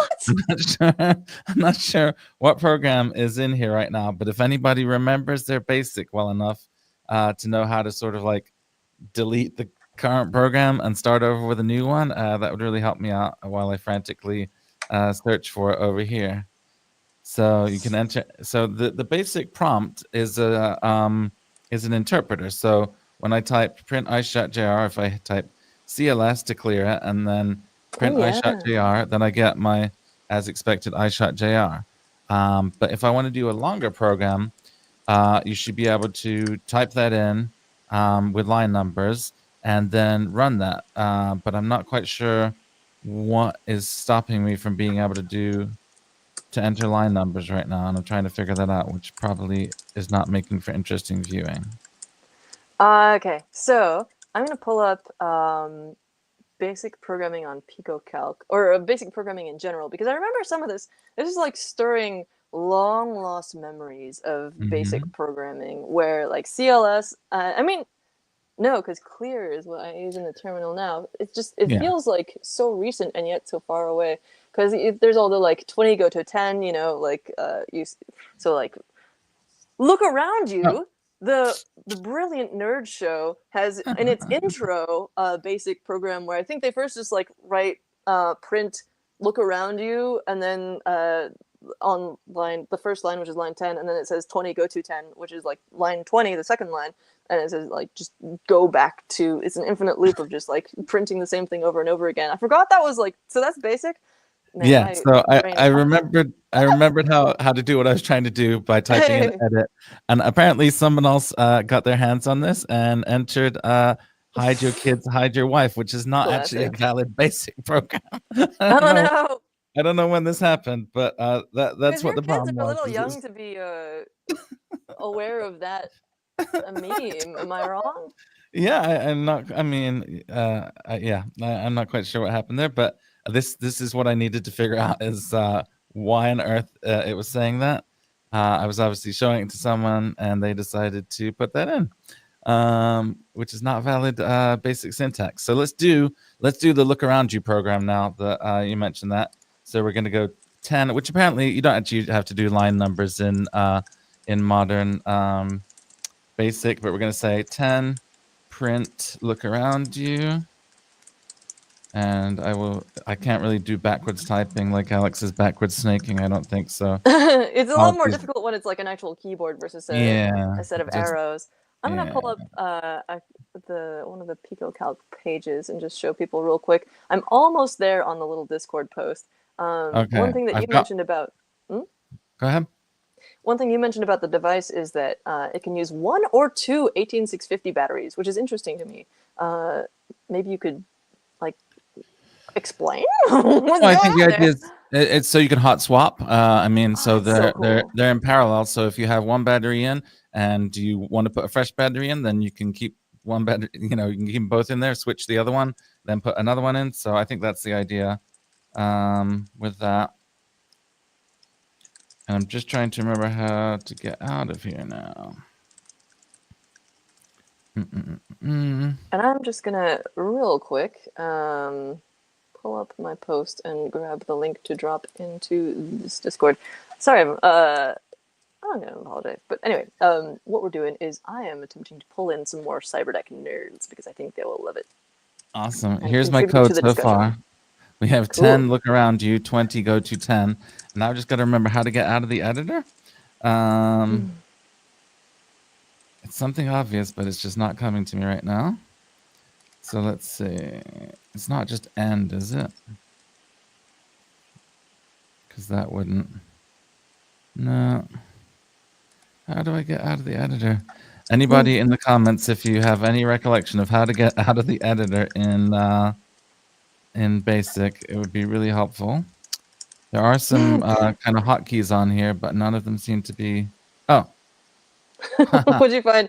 It's I got the F1. post made, so we might have some. Oh, we got an F5 or escape. It's Ooh. F1. It's F1 Oh. on this particular device. So there we have the look There around you you program running, and that is our hello world of go. There you go. yeah. How can I get out of it? It's not gonna be Control C. Does anybody remember what is the thing to get out of it? Oh Escape. no. You just have to smash the computer at this point. Well, hurry up and build yours at least so we can. Yeah. Okay. Oh yeah. Okay. Escape. Oh, break. It's break. Oh yeah. Break. I forgot that was even a thing. Okay. So, all right. So we're up and running. So now to get back into the editor, I remember this part all by myself, which is you type in edit. And now we're in the editor. All right. I'm going to try and find something more interesting to display to the screen than that. It might take a second, though. So Okay. I don't know how interesting this will I've be. dropped this, I've parachuted the link into this Discord channel of Cyberdeck enthusiasts that I never go on. I'm such a bad looker, but for anyone who hasn't become aware of it, so we have these live show notes. That's a collaborative editing doc that we both drop stuff into during the show while we're hacking on stuff. And so you can find that in the description to this video. I've just been dropping in some of the random basic commands that David's been using on his PicoCalc. For anyone joining us, we've got these ClockworkPi PicoCalc devices, which are a little microcontroller development kit platform based on the Raspberry Pi Pico, and I am going to be assembling mine now, and David is programming in BASIC. Did you say it's BASIC? BASIC? Oh my goodness, I believe it's Basic, but we can Look how excellent. gorgeous! I'm gonna unbox this. Like, that answers your question. We were talking earlier about what does it come with. It looks like it comes with a Pico H, which is the original Pico with pre-soldered headers. Ah, yes. Oh, of course, H. I forgot what that was. 264 kilobytes. We've got this beautiful silvery box. I had to open it up a minute ago because before the show, because I wanted to see if it had a Pico inside of it, which it turns out it does, but I've done nothing else. I've literally only opened this box before once. And it is so gorgeous. Look at this. It's beautiful. I'm going to put it on my desk so you can see it properly. And might have to adjust my focus here. But hopefully OBS is going to collaborate with me. Hooray! It's doing the thing. Am I backwards? Yes. Let me see if I can flip this. Properties. Not that. I'm going to swap back to you for a second while I derp around with this.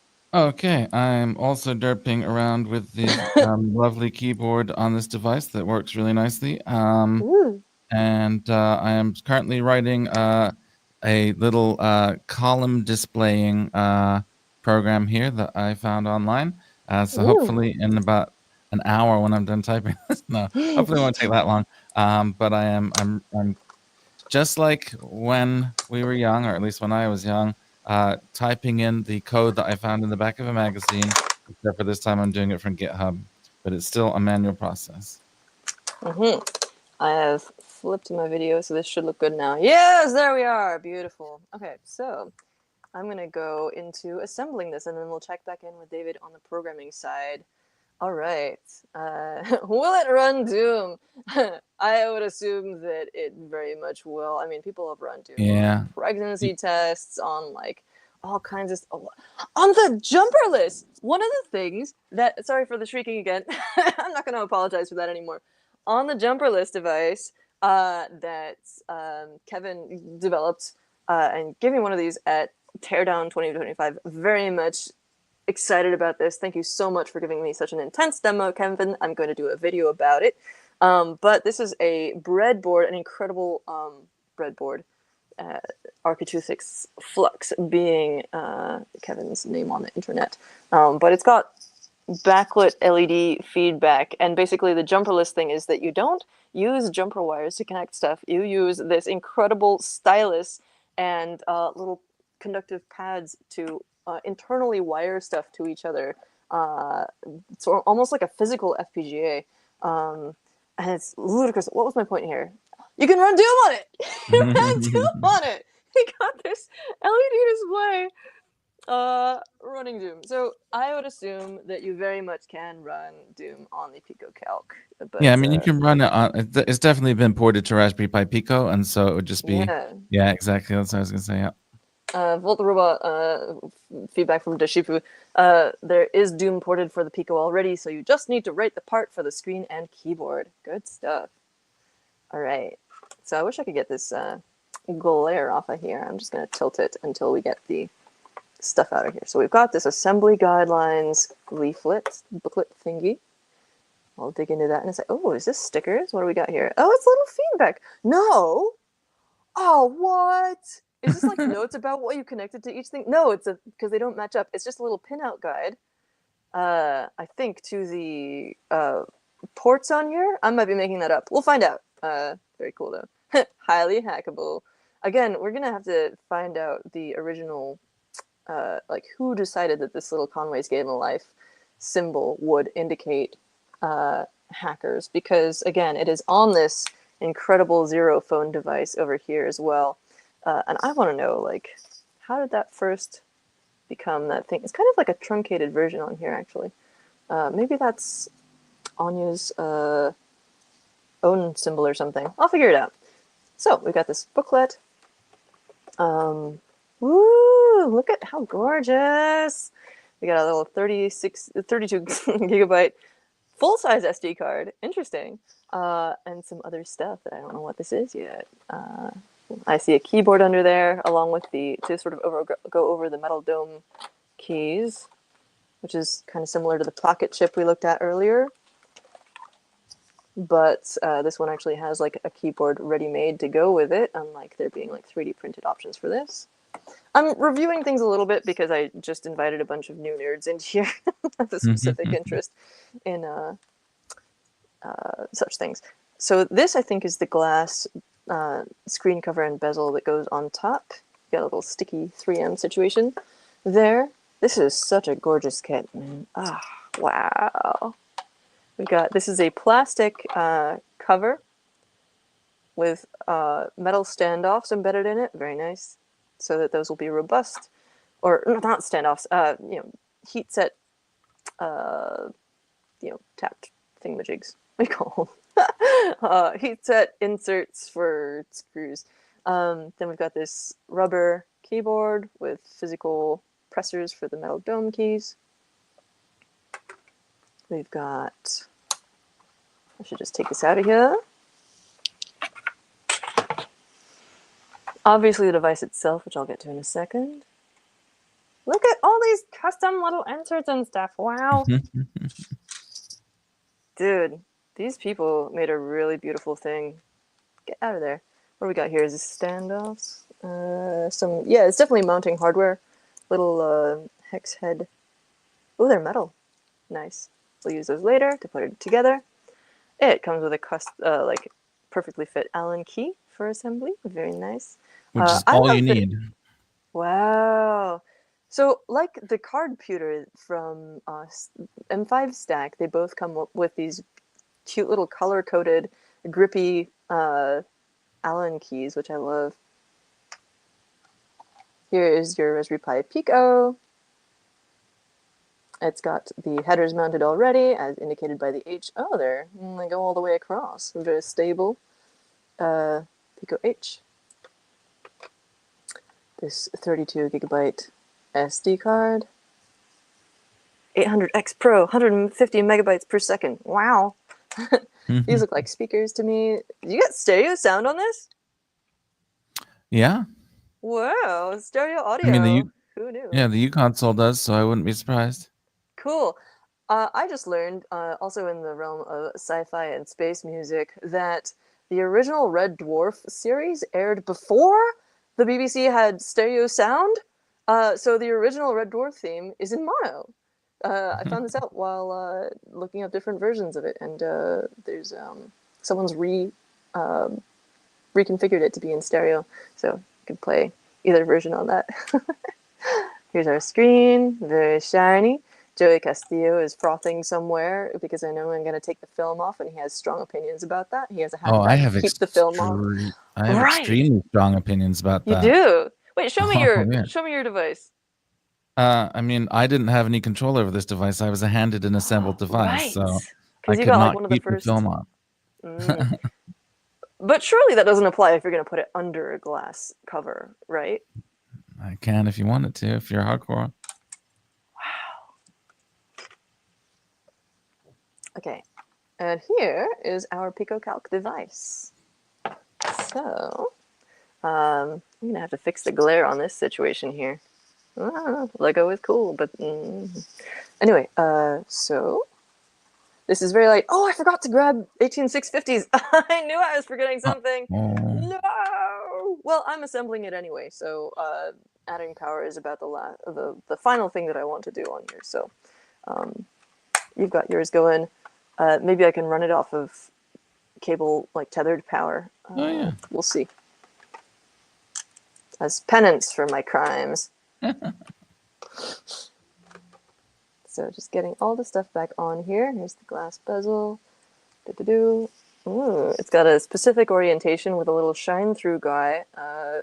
David, is this like a light sensor for brightness, or is it a camera throughput, or it could even be a microphone? Question. I don't it's actually. A hole, so it could be. Yeah, I'm not sure. I can't see what that is on mine. Maybe actually mine is an older version that doesn't have that, but I'm not seeing that on mine. Oh, hold up. This looks like it. I think it might be an LED pass-through. This looks like a little bit like a light guide. Man, I'm having trouble seeing that on mine if it is there. I'm going to try and that's a new addition. Get closer and adjust the focus so that I can do that and people will actually see. Actually, that looks pretty sharp. So, yeah, that's what it looks like on the bezel. To me, that looks like there's a little LED shine-through situation. And yeah, I'm not sure I have that on mine. Here we've got 2 LEDs. Oh, okay, so yeah, D101 and D201. So we got 2 different LEDs. I'm assuming these are single color, like status LEDs, so that you can tell, like maybe one's green and one's red or something. We will test that coming up. Cool. Okay, so you say that all you need is the Allen key, but do I also need to solder? I think I might end up No, wait. There's little. They're just contacts. press fit. Yeah, they just press fit in there, and Cool. the connection is from the pressure. I'm getting overeager. So those do have spring contacts, as you say, and I observe. So let's just actually bust out the instructions here so I don't mess everything up on the first go. Bust them out. Too much techno joy. Again, with the Hitchhiker's Guide stuff, and also the Linux Penguin. It also says this on the box, by the way. Don't panic. But Easy that's assembly the design. ClockworkPi Penguin because he's got the goggles. The Tux doesn't have goggles. Oh, I see. I thought it was just a fancy Tux. I mean, it is a fancy Tux. His Tux with special goggles. Right. Let me pull up the page, their web page. So I'm sure it's on here. Oh, yeah, here we go. ClockworkPi. Good stuff. The woes of pausing the stream and watching 5 minutes behind. Oh, no! I wonder if you can, like, reload or something. I have no idea how this works. Oh! This is Kevin of the Jumper List. Did you see the Doom situation we were talking about? It may take us 5 minutes to see your answer. It's like communicating through space. Like you're on Mars or no, Mars is I think 8 minutes. No, that's the sun for light. I think Mars might be 20 minutes. I think it depends on where we are in our respective orbits actually. So I'm just gonna pretend you're on Mars and we'll run with it. Okay, so great. So index and checklist. I don't know why it always makes. I tell it not to adjust the brightness. It does it anyway. So this is what we live with. Suffocation risk. Good to know. Haha. Oh, we do the speakers first. That makes me very happy. So use of 18650 rechargeable lithium ion batteries. Not included. I think in some of them you had to add your own Pico or other microcontroller, but this one came with one. Here we go. You need to buy 2 batteries by yourself, which surely it's okay if someone else buys them for you. This isn't like a TSA situation where you have to pack your own luggage. I think it's a safety thing where they don't want you don't want all Oh. your friends to be around the batteries at the same time in case they go off. So one person Yeah, has to yeah. stay home. And you want to make sure that they come from a verified source, I'm sure. Okay, cool. So I'm very excited that I get to put the speakers on first. I'm going to remove the protective layers as it says. So I guess each of these maybe has a protective layer on the bottom. They are magnetic, so they will stick to stuff. Oh yes, here we go. It's got a little tab to pull off. Cool. Alright, so now what are we doing? Oh, we stick them inside the bezel. Gotcha.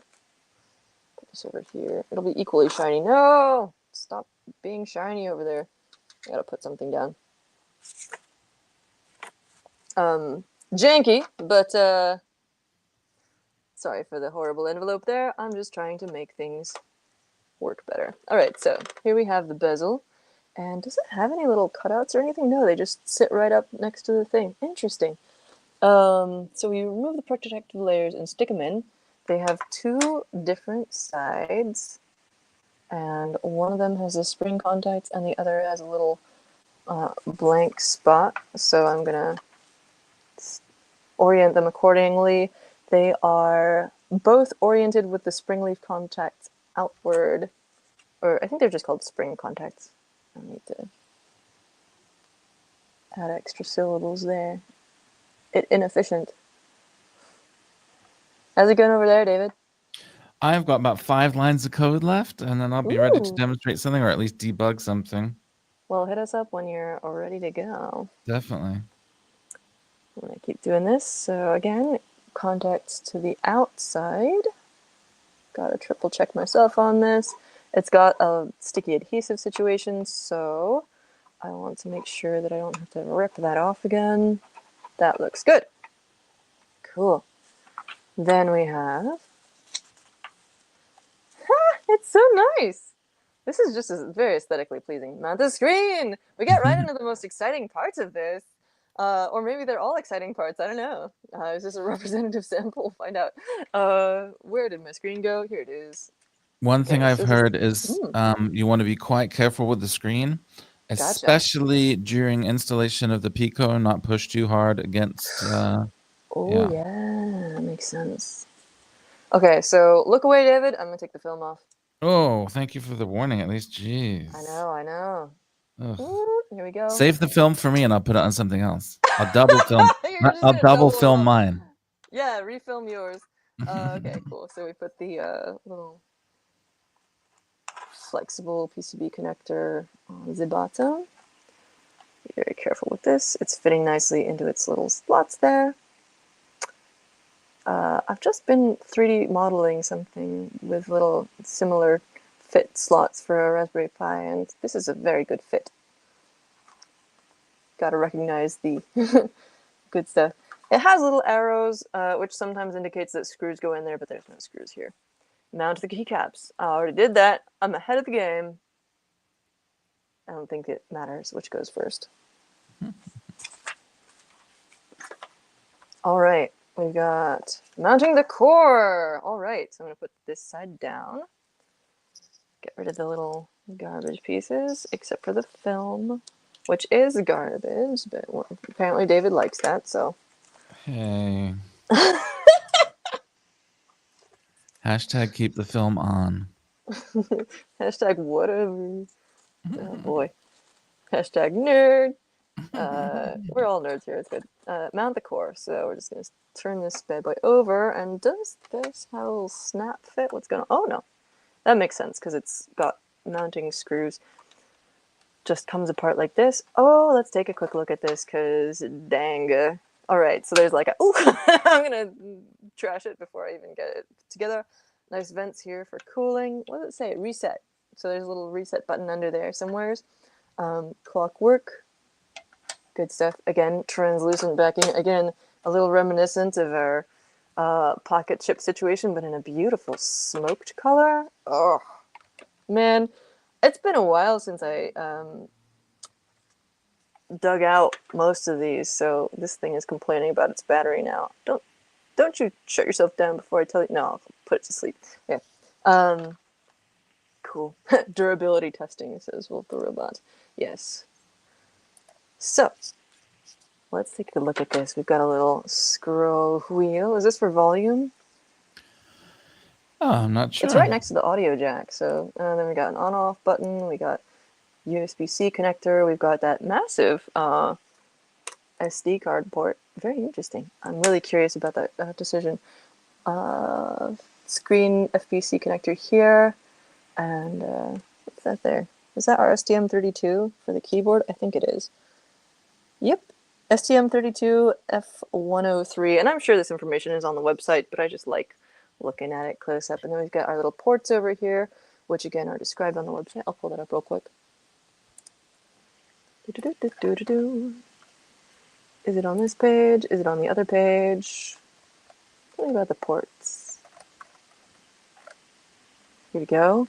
Oh yeah, core GPIOs and STM32 GPIOs. So these talk to the Pico, and these talk to the STM32 that controls the keyboard. Cool. Power key, debug, USB-C charging, and debug port. This is indeed a volume knob. Oh, we've got the, whoops, go away.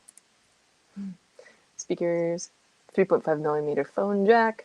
Power and charging LEDs. It looks like they're green and yellow, but maybe it's red. I'm gonna still vote for green and red. Oh, yeah.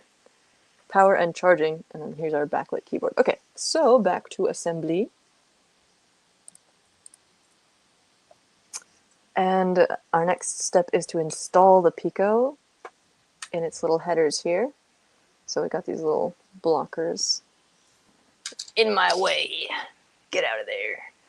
This slot is presumably where the FPC goes through the cable, and then these large holes for the screws. Very interesting, because that actually looks larger than the heads of the mounting screws. Let's just get it together and see what happens.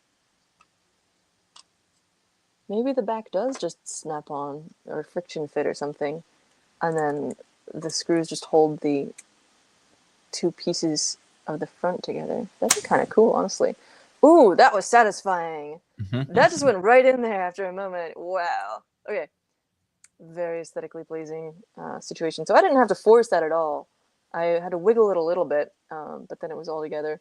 There's a tiny gap between the headers and the Pico, so hopefully that doesn't cause any issues with the screen. I'll just be very gentle. All right. So, continuing to assemble. What's next on here? Where did I put that? I threw them. Mount the main board to the front bezel. Okay.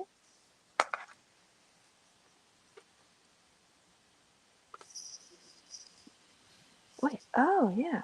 Okay, so of course the Pico doesn't actually push up against the screen, but I guess if you sandwich it, then it could be a problem. It doesn't say anything about pushing this cable through. It first says mount the main board, and then it says to connect the cable, but obviously you'd want to thread the cable through when you're mounting it. Excellent feedback. I have some code written and a potential working demo if you want to look.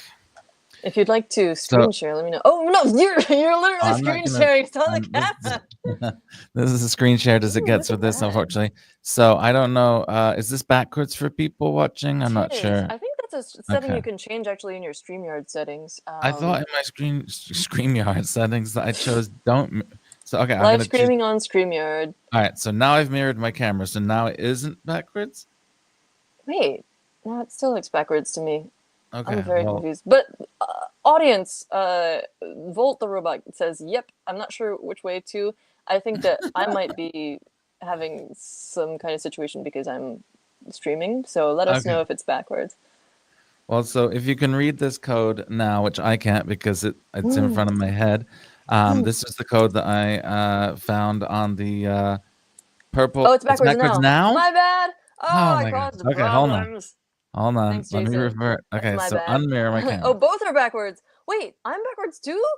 What? Wait, so is it backwards now? Maybe it's like... Maybe it's just automatically backwards? I'm very confused. All right, what about now? Thank you, chat, for helping us determine the deal here. It'll help us in future episodes as well.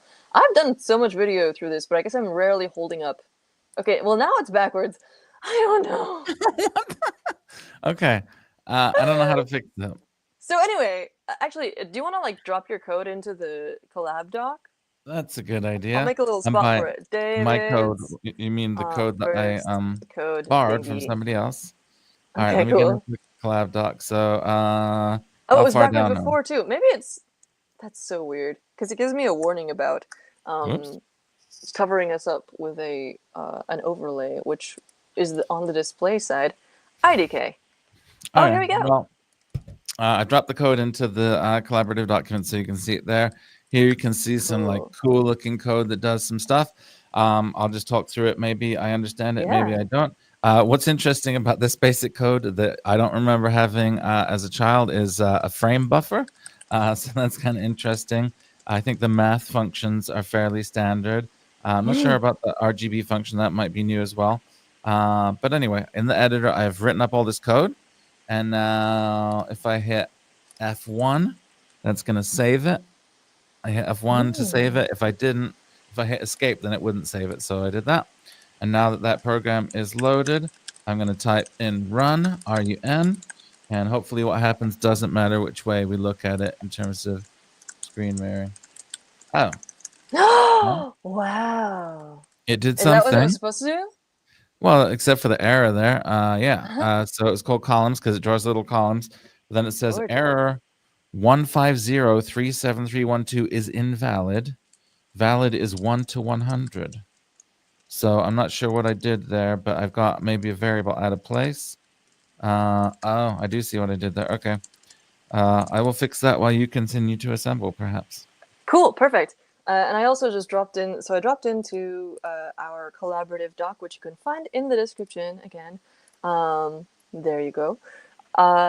The Look Around You video playlist, which includes their little intro with the infinite printing loop in BASIC. It's so cool. This is a great little image here, except for my hideous, dirty and torn envelope that I'm using to block reflections from my ring light. But okay, cool, here we go. So, Volt the Robot says they like the screen. It looks nice and sharp. It is very nice screen. So I'm going to stop mirroring this so I can see myself better. All right, so next up, we have threaded through the screen FPC cable. We need to connect it. Cool. Check! I'm going to be sure to check it as well. Oh, snap! Snap and check. Which do I do first? Oh, no! Oh, what a dork. So we're gonna gently lever up this little flap here. Like so. Goes down, goes up. Very cool. If you've ever connected a Raspberry Pi camera, you know exactly what's going on here. And fortunately, since it's already oriented, I don't have to look up which way to plug it in. Oh, that's so nice. Isn't that nice? I always Yeah. get it, like I always have to look it up every single time. I'm like blue side, silver side. Okay, is this going in all the way? I think it is. Yeah, it's got a line, which I think does this line on the FPC match up with the line on the PCB? Look at that! Oh, that is nice. That's so nice. Yeah, I'm often unsure if I've got it in far enough or yeah, that's really nice. That's so nice. And it even says screen and it says Clockwork on it. It's so custom. So nice. Okay. I'm gonna snap it and then I'm gonna check it. I'm gonna use 2 fingers to try and be gentle. Eee! Oh Lord. Oh, there we go. Cool. It didn't have like a really percussive snap, which is nice. It just kind of like lowered into place with some resistance, but feels sturdy. I don't think you have to shove it in sideways. It just levers down, and that seems to be connected now. Beautiful. Ooh, like butter. Yeah, absolutely. So now we've got the FPC cable connected. What do we do? Insert the SD card. And does this have like firmware on it or something? You know, I'm not sure. I believe that there's obviously some storage on board, which is what mine is using because I don't have an SD card or an SD card installed. So I'm curious to see what's going to be on yours. You have the SDR a port for it though? I have the SD, yeah, I have the SD slot, but there's nothing in it. I have screwed up my life here Oh by picking it no. up in such a way that the front bezel and the PCB came apart, which has dislodged my screen. And now I'm trying to reseat it properly without screwing everything up because it tugged on the FPC cable, and I think FPC cable is redundant. I think that it's back now, but especially with the warnings about not cracking the screen, I'm like, oh boy! That doesn't look quite seated. It's like loose on the top, or is that just because the PCB is a little bit distant? Ooh, stressful time. Oh, I just made it worse. I'm gonna get a spudger. No. Give me a sec. Spudger time. Do I have a nice plastic one, or am I gonna have to use metal? No, here we go. I fix it to the rescue. Carbon reinforced nylon. I think it's carbon fiber reinforced nylon. I could be wrong. But you can get these things from ifixit.com. Okay. Go in there. Go in there. Go in the place. Why can't we have some Amigara fault when we need it? It's my hole. It was made for me. It was made for you. Go in the place.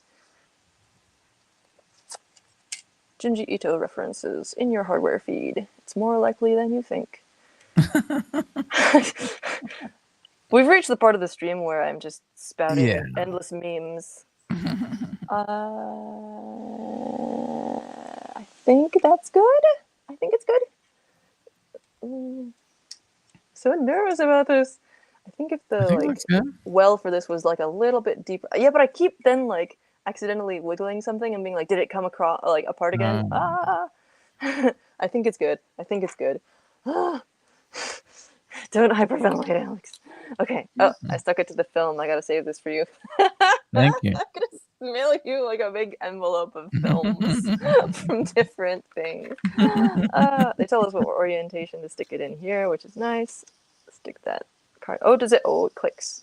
Oh, nice. Oh, I'm gonna hold this up to the mic. Oh yeah. Oh That's yeah. good. That is good. That's one thing we can all come together and agree on. Yeah. See, this side is not seating, or that side is seating. I'm just like worried. Maybe when you squish it all together, it'll... Yeah, it'll be fine. It'll be fine. Okay, now we apply the screws, or bolts, because they're blunt-ended. And go into, essentially, nuts. And then we stick the batteries in, but I'm going to try and run it off of wired connection, because I forgot to grab 18650s. Although, I do have this! The power top from Madison, but I don't know if it's charged. And also, is this actually connected on there? I don't know. I've got some around if that fails, but they may not be charged. All right, so let's try putting this all together. All we have left is this guy. Very beautiful. And this guy. Oh, I think it's coming apart because of the keyboard membrane. I think that's what's causing it to like separate. Because it's like standing it off from the base. Okay, this is actually okay. Feel much better about life now. Wait, hold up. This corner hates me.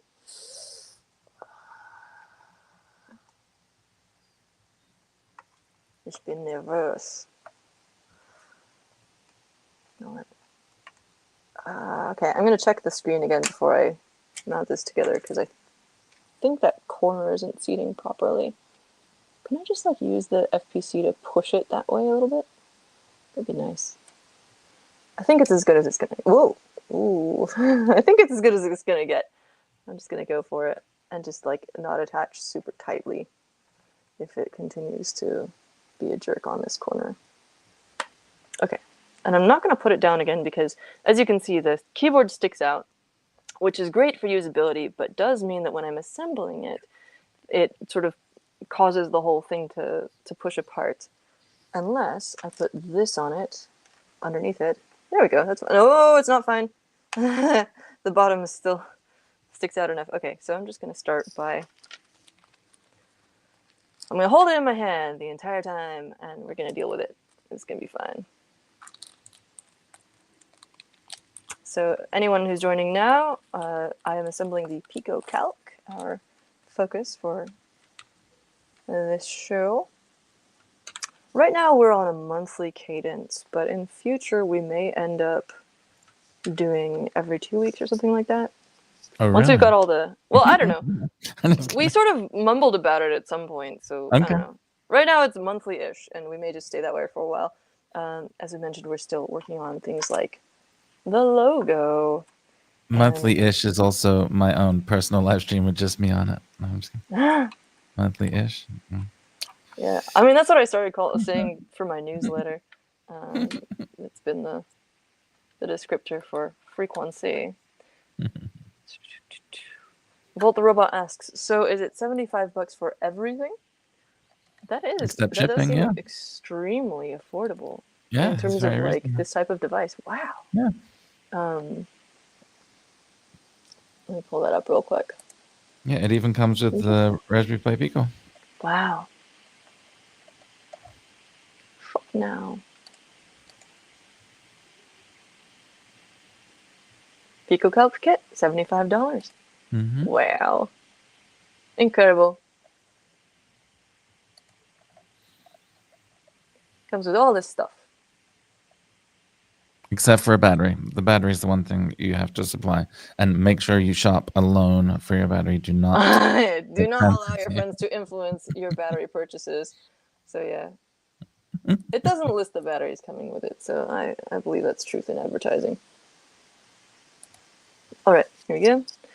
We've got 6 visible holes for these, and a couple more extra screws, and I'm kind of curious whether those are like extras in case of loss, or if they are going to be used at some point. I always love it when people provide a little bit of extra hardware, as I mentioned with that Zero phone before, but also I understand that, like, you know, kits are kits. Let's see.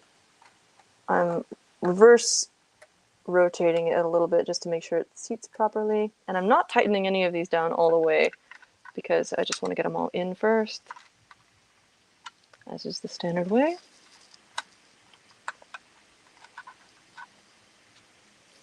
Just using the lights duty side of the Allen key. Go in there.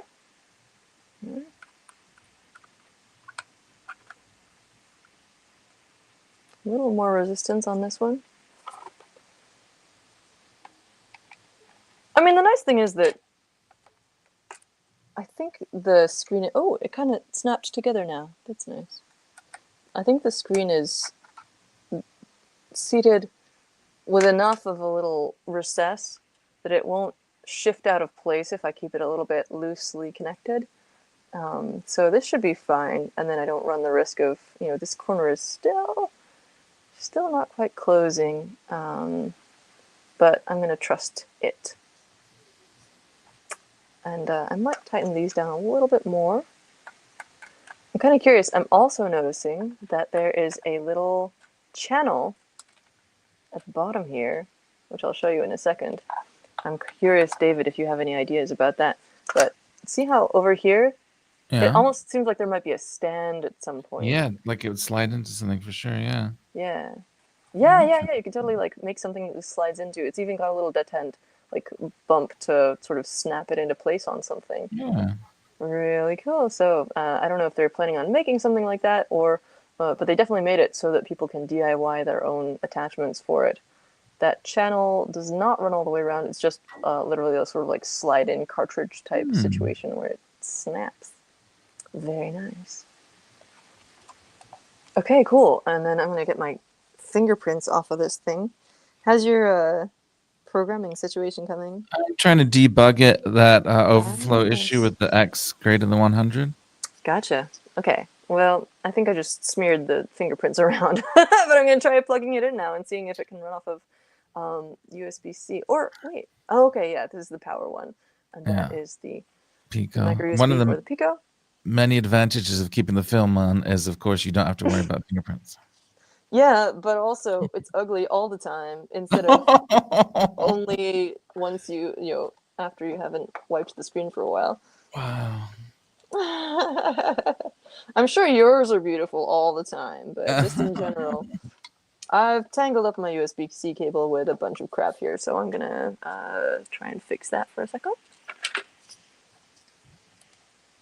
Ooh. What protects the keys? You had a calculator like that? Oh yeah, yeah. What's So this? rather than a dock, it's maybe a thing that comes over the front and protects the Oh! screen A slidey and the case keyboard. thing. That would be cool. Schmart. Yeah. Nice. And then you could get it to, like, keep the dust out and stuff. Oh! Random thought. This is not related to Cyberdex necessarily, although maybe a little bit. But I've been watching Carol and Tuesday, which is something that I promised David I would do, and it's long overdue. Why not both? Says Dishiboot. True, it could be anything. Could be a key cover, could be a stand, could be whatever. And I'm gonna hook up this USB-C situation. What was the Carol and Tuesday thing though?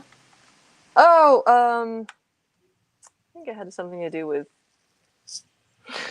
keyboards, or there was something that made me think of that. I mean, keyboards do figure heavily in that show, but I think I might have been trying to think about whether they had Cyberdex in that show or not. But I don't think they do. I think also maybe it just occurred to my brain that I've been meaning to talk to you about that. I'll take it. A key cover that doubles it as a stand if you put it on backwards. That'd be so cool. Or you could do it the pocket chip way, since I keep comparing the two, and have little slots where you can put in a pencil or a pen for a stand. I gotta demonstrate this real quick. I don't have a pencil handy because I hate pencils, but sorry, I know pencils catching strays on this broadcast. It's all coming out today. Pencils and okay. I do tend to go for thicker pens too, so but like, wow, yeah, stand situation, very cute. Okay, anyway, so you could do that. You could do other stuff. You could do whatever you like. You can talk trash about pencils on stream. Nobody cares.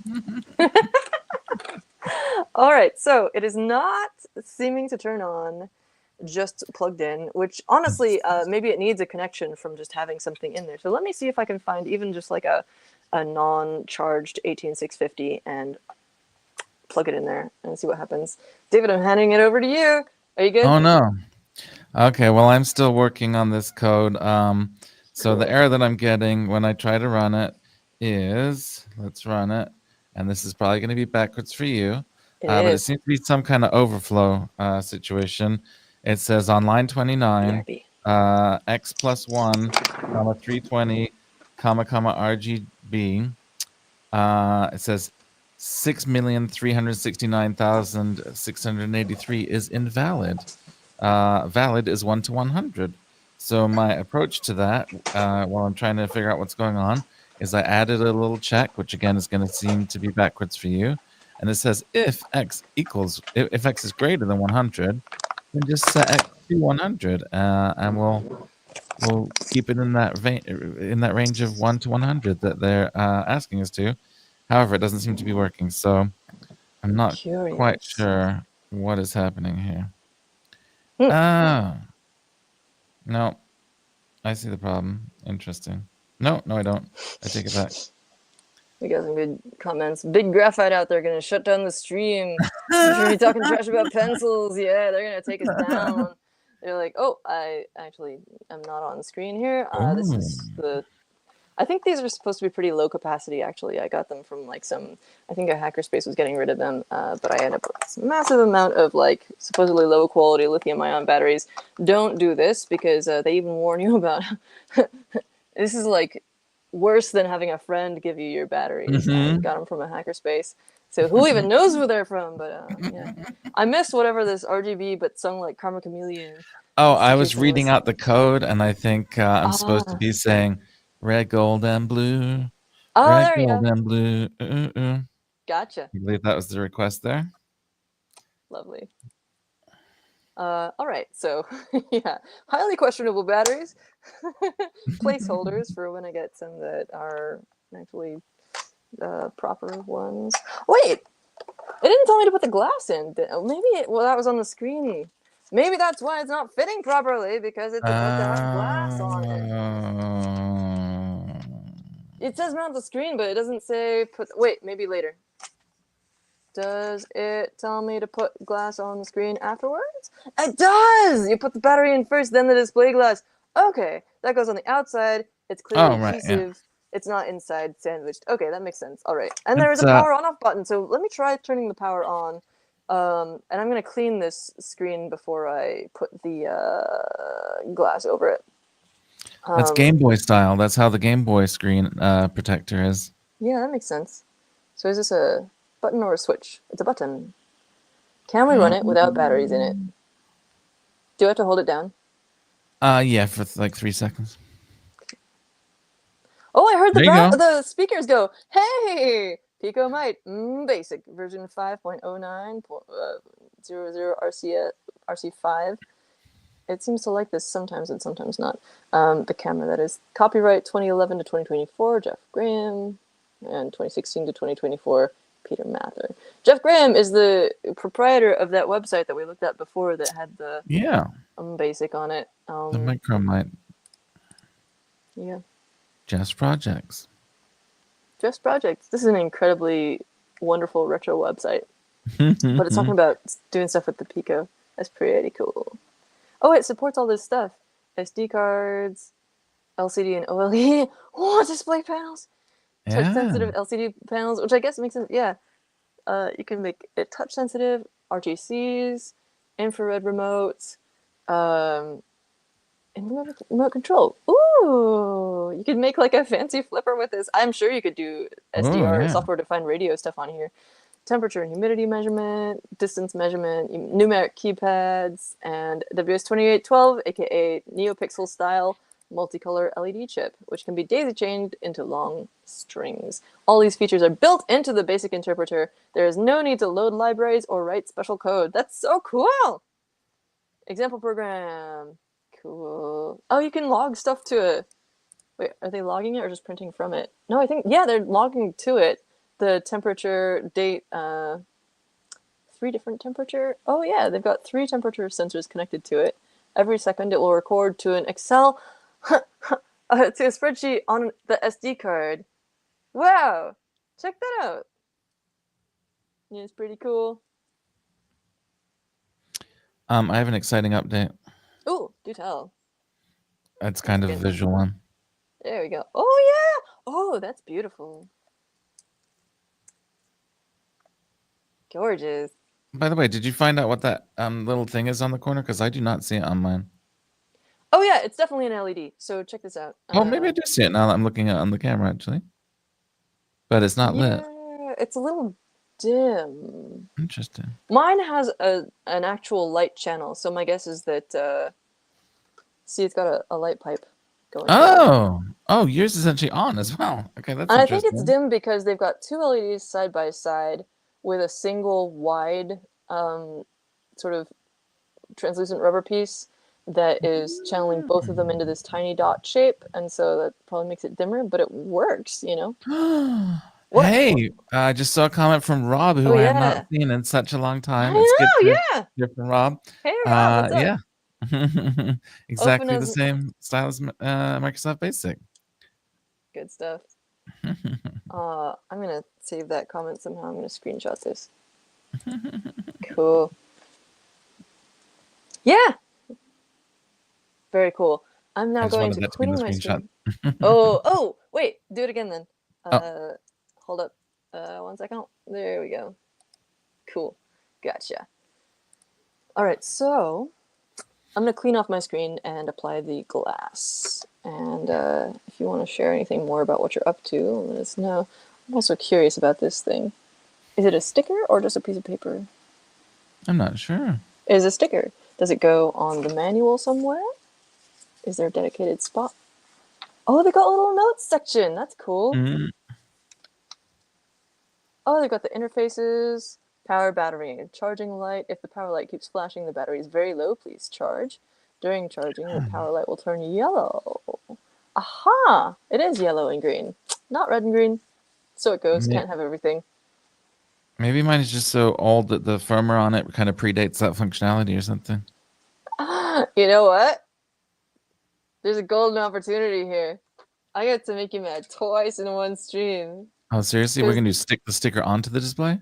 Well, Oh, the display itself has its own protective film. nice. I'm gonna send you both of these. So this doesn't fit on the device itself. I guess it's just for like your own records to put somewhere. What does it say? Oh no, they're little separate stickers. Oh, cool. I think this is a label that you stick on the device. Yeah, so the game shell Goes came with there, little maybe. kind of cassette stickers that was like you'd have on a.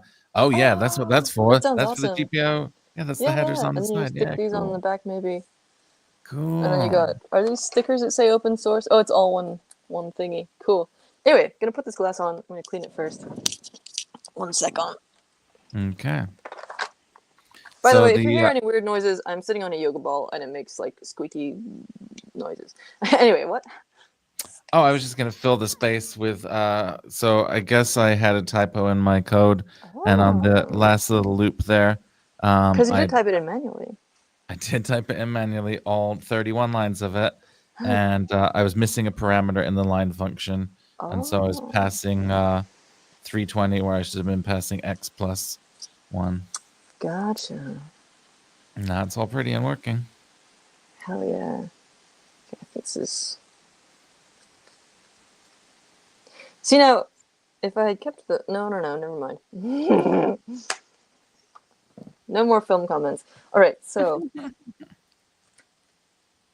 Gonna take this guy off. It's one piece of film kind of doubled up, so I gotta figure out... Or is it? No, maybe it's two. Figure out how to remove this situation. I just dropped a link into the shared document for the page where I got that code experiment. So if there's other ones that you want me to painstakingly type in by hand, if you're in the chat and you tell me which one you want to type in, I will. I don't think I want to do the ray trace sphere demo because that's got to be like 1,000 lines, I'm guessing. But if there's another one that seems interesting, I'll give it a try. Oh, we have a question from Volt the Robot about, can you connect this to a PC and transfer programs to and from it? Well, that'd be nice, wouldn't it? Yeah, I'm sure. But is that the point, though? I'm sure if you have the SD card and things like that, you can probably transfer cards via that. I'm just running purely off of the Raspberry Pi Pico itself, so I could connect to the micro USB and transfer something that way. But I prefer to go again. This is like my HP 200LX cosplay, where I want to experience, the OG style, and so I'd rather just type it in by hand and have the full pain of having to do that. Gotcha. Okay, so I need to remove the 3M adhesive off of the back of this, I think, and then also remove the protective layers. So I'm going to leave the front film on for a second, even though I half peeled it off. Look at it. Look at it. Sorry, I can't stop. And then I'm gonna take this off. Oh, interesting. Nice. It's so pro. Try and center this perfectly on here. Oh, duh. Hang on a minute, though. I think you're gonna want that bit out in the middle. I was like, oh, wait, maybe Cyberdeck Cafe. The outside bits on. I don't know. Cyberdeck Cafe is cool. asking what's up, Deckers, in the chat. Thanks for joining us, Cyberdeckers. I should have thought about inviting y'all ages ago because I've been, in that Discord for a million years. I think since I made the Pi PFS. Why didn't I talk about the Pi PFS? Okay, real quick.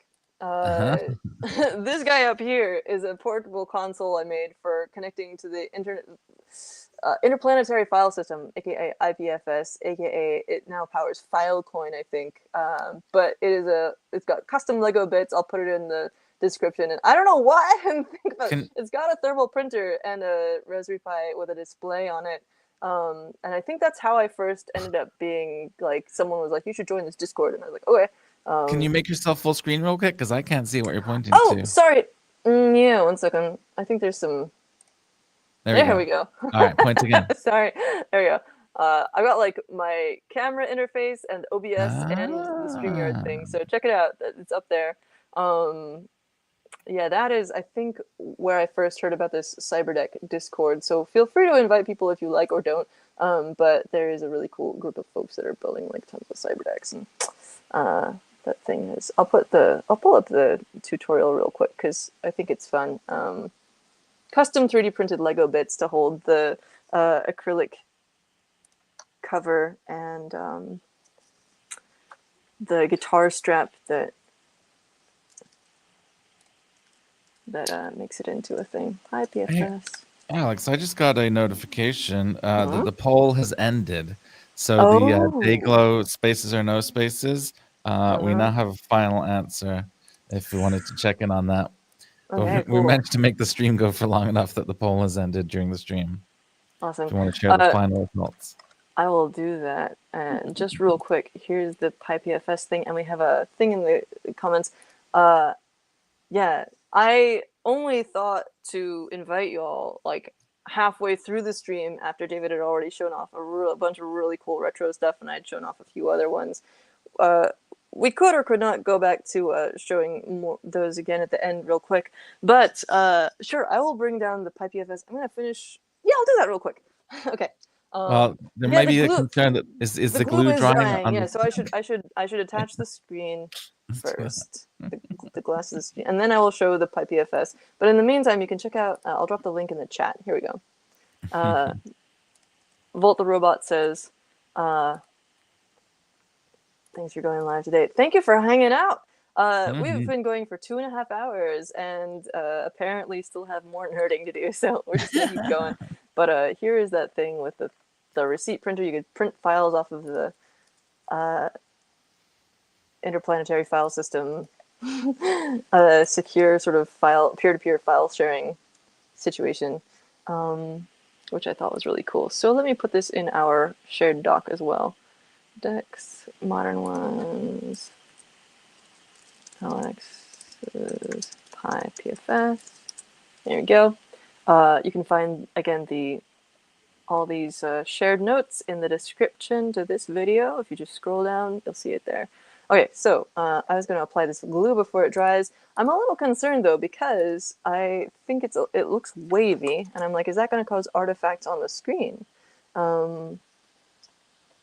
Like, see how there's like bubbles? I'm like, what's well, it doesn't stick to the screen because there's like a bezel in between them. Oh, I meant to leave that on for now. I'm kind of curious if that's gonna like look weird once I attach it. Is there? Wait, that part's not translucent. How's this working? Wait, you're right. What is the deal here? Like, we're not gonna be seeing through that part. My brain is like, that must have to come off, right? 4 things at once. Like, what? That's what okay. Is this situation here? But surely so that adhesive. Oh, I should. That's why it was. That's why there's 2 different parts. Right. Duh. Okay. If I were like part of the Game Boy modding community, I'd probably already know this stuff. There's this person called Natalie the Nerd, I think, who makes really cool Game Boy mods and like custom PCBs to like upgrade them and stuff. I'm just using my spudger here. That's not going to scratch the glass, but we'll get under the adhesive.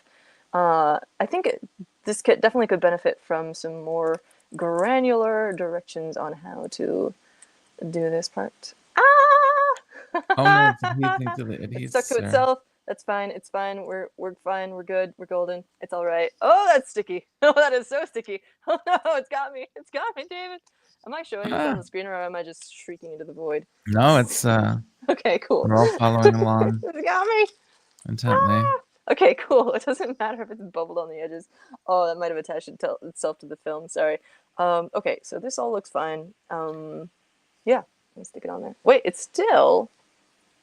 What's going on here? Why is it still semi-opaque?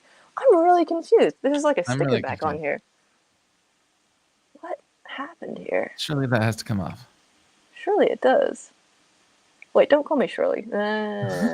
Double check the instructions. This is confusing. This is very confusing. I don't understand. It says remove the protective layers. Yeah, and that feels like it's one of the layers. I mean, it's got to come off. They circled the little thing, which I think is just saying like orient it the correct way. Like I think that's why they circled this little.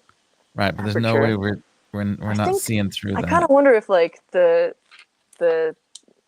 whoever fabricated the kit maybe like fabricated the glass, like did a really weird thing with the. I don't think the display shines through the white part. David, if you want to show yours real quick, I we'll show can you them definitely side by show side. mine, but I'm not seeing anything. Like what? Yeah, this definitely should just be like bare glass. Definitely just bare glass. Maybe I'll just leave this off for now. But I'm very.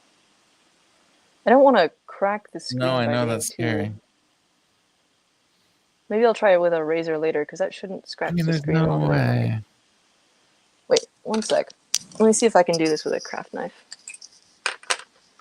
Like what I would have expected is for when you took that center sheet off, for that to just come off quite easily, Yeah, right. But oh man, this is getting scary. It's okay. We'll be fine. Yeah. Oh. Got a corner. Oh yes, there we go. Yeah. Wow. Yeah, Man, we that was always stressful. deliver Okay. satisfaction. Oh man, Okay, that was cool. really concerning. Okay. We're all about thrills and spills and potential bodily damage on here. Okay, cool. That's very nice. Now I gotta just not put it on at the wrong angle. Mm-hmm. And I don't have any. Is that white thing something reflecting? Not something that fell on the There's screen? a very Okay. slight little smudge in the corner here, and I'm afraid that I'm gonna screw it up. But I gotta try. You gotta try. I gotta try. Just a reminder that had you left the film on both sides, we wouldn't be experiencing. No, you had to take the. Well, no, it's on the inside. The smudge is on the inside. I know. I'm just saying, if you left all the film on, this wouldn't have been a problem. Oh no, the smudge is on the outside. It's fine. You wouldn't have been able to see the screen, but I can hit that with some. You're right. I'll just hit that with some IPA. I hope this fits nicely. Oh yeah. Something. Okay. Ooh, that's nice. Oh yeah. I probably should have hit that with the air spray thingy, canned air. But well. First time I assembled my sensor watch, actually, I left a bead of something that I think maybe it was flux or something, like on the screen, and it drove me bonkers. So I'm glad that I had to replace the battery anyway, because it was. We have another vote for no film, and I know we're having a lot of issues with comments today, but there's like 600 people saying keep the film on. I don't know if you guys are seeing those comments, but I'm seeing those comments. I don't know. I'm sure there are ravening hordes of keep the film on enthusiasts just begging us to leave it together, but alas, they will just have to deal. They'll have to deal, David. Hey, cool. Just pushing this down all nice, and I'm sure I'm gonna go too hard on this and crack it. I always get over enthusiastic. Did I tell you? So earlier I mentioned First Robotics, and one of the years. Oh, I was trying to show my face. Oh, I'll show it here. Okay, so one of the years that I was in First. If I look here, does it look like eye contact to you? Yeah, it's cool. It's actually kind of awesome. I wonder if I can set mine up like that.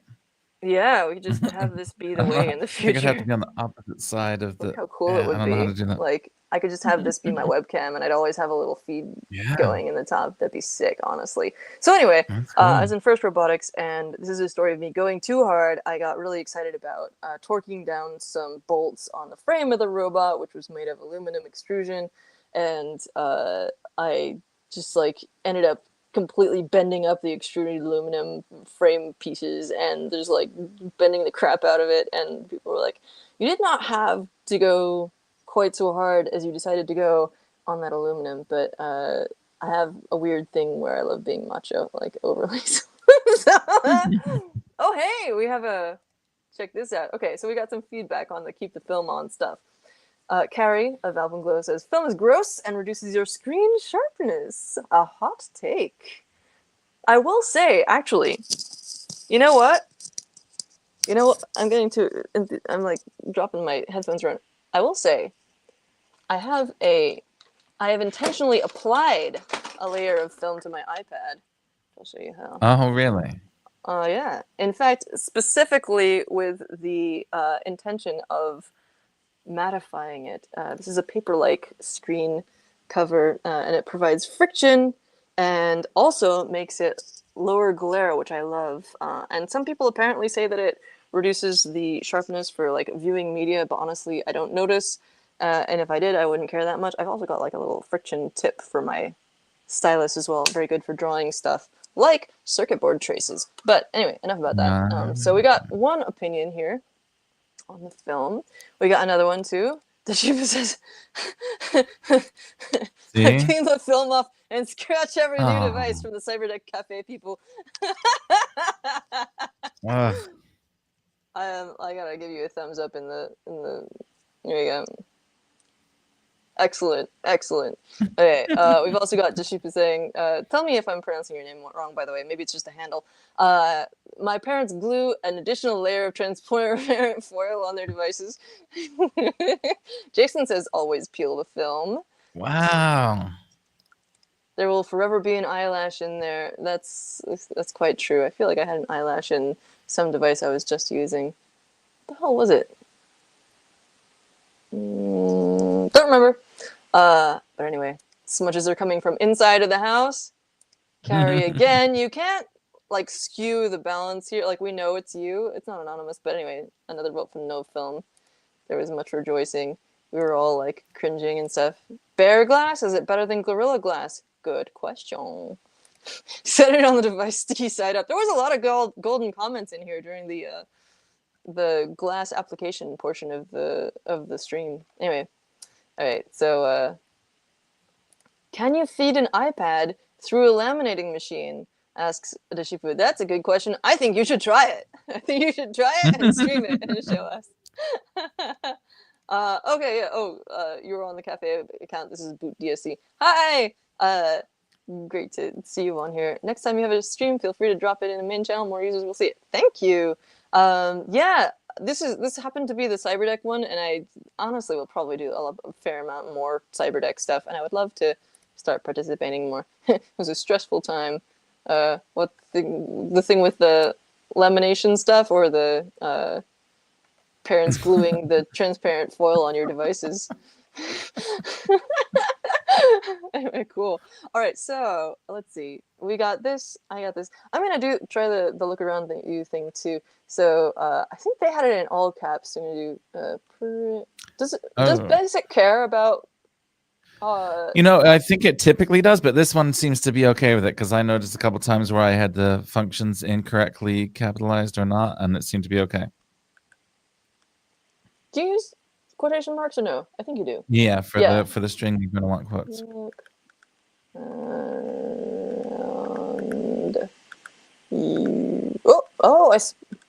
Whoops, lol. Oh, is there space bar? There's a back key. Okay, let's try this again. It does, because it put a space after a print. So let's see. Maybe I'm just doing this poorly. Yeah. Is there a caps lock? Oh, there is. Oh, nice. This is the experience I'm looking for. All caps, all the time. I don't need to keep. I mean, some computers back then did not have a lowercase. Case insensitive. Gotcha. Character set. Got any hardware mods planned, like adding an SDR? I was saying you could do make a Flipper-esque device. If you added an SDR on this, it's got the. Because you can use the different Pi Pico form factor things. I've seen people are trying to get Meshtastic type LoRa devices in there, because there's a wave share. There's a Pico form factor wave share board with built-in LoRa that I think people are trying to get working. Gotcha. Yeah, first Apple had on the uppercase, exactly. Oops. Yes. Feel free to mess around with the comments too, David. I think you can, or maybe you can. I'm not sure. Can I? If you hover over one, does it let you show? No. If I hit shift, apparently it disables the caps lock. So maybe I'll have to do a hardware mod so it's just always in all caps. I mean, you could just mod the firmware. Wait, and then I have to try and make a second line and have it not. Do I have to actually write a program to do that? I probably have to do that. If you want to do the loop, I think you'd have to. So go ahead and enter just to see what happens though. Okay, yeah, I should. Straight to the infinite loop. Okay. And I will pull out the PiPFS in a second.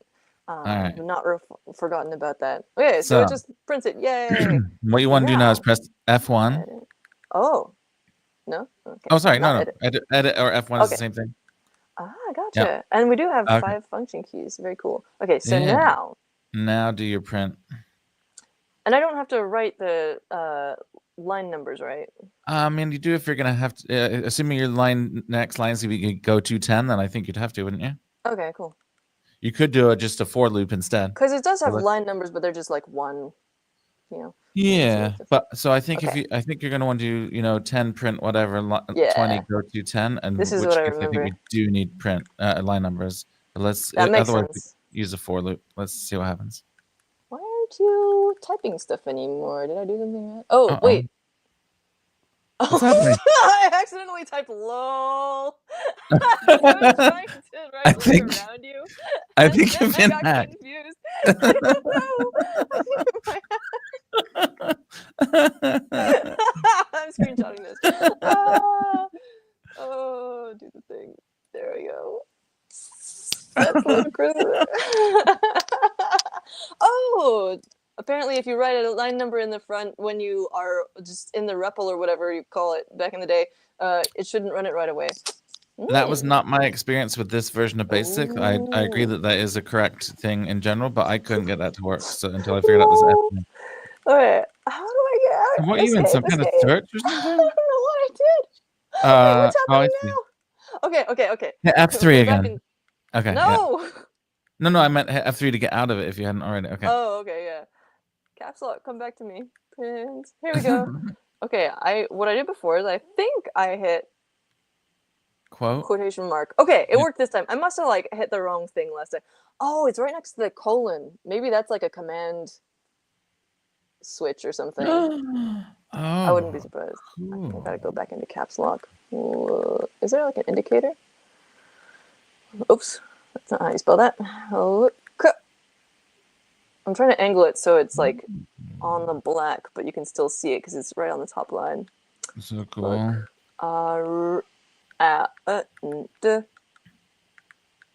This is the kind of space-filling audio you get at this point in the show. Okay. The 2.5 hour mark. There we go.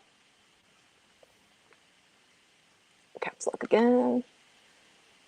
Go to 10. And now wait, so I like save this, right? In some if you hit F1, it will save and exit the editor. Oh, nice. Cool. Now if you type run, it should run. Still in all caps. Yay. Yay! So now here's the question. On the look around you intro, okay, wait, so there was a break thing. Let's see, you hit break to end the program. The button under F1 is shift. You have to hold down shift and then it's break. Yeah. There we go. Cool. So let's try this. We have conflicting. So you apparently already tried this. Go ahead. Yeah. Yeah. I'm gonna not do the whole thing. Why don't you add a line 15? Add a line 15 because in real BASIC that would jump in between. So add line 15, print something else, and then I wasn't gonna like run it or save it to the program. In a real BASIC interpreter that would have worked. Yeah. Whoa! Wait. So tell me what. So I'm adding a line 15. I'm just saying 15. Print I'll something. Go back to the editor. Else. No, don't. No. Okay. I thought our whole thesis here is that you can edit lines from the command line. So if you type 15 here, you should be able to inject something into the loop. But I don't think it'll work. We'll find out. Oops. Oops, you forgot print. Yeah. Gonna mix cases here because we don't care anymore. We're just YOLOing it, doing whatever. Yeah. Print.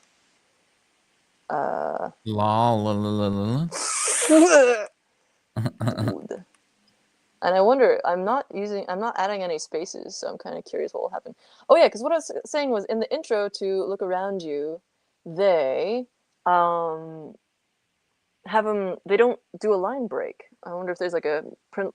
No, because usually print does not add a line break. Yeah, I see what you mean. Yeah. Okay. Oh wait.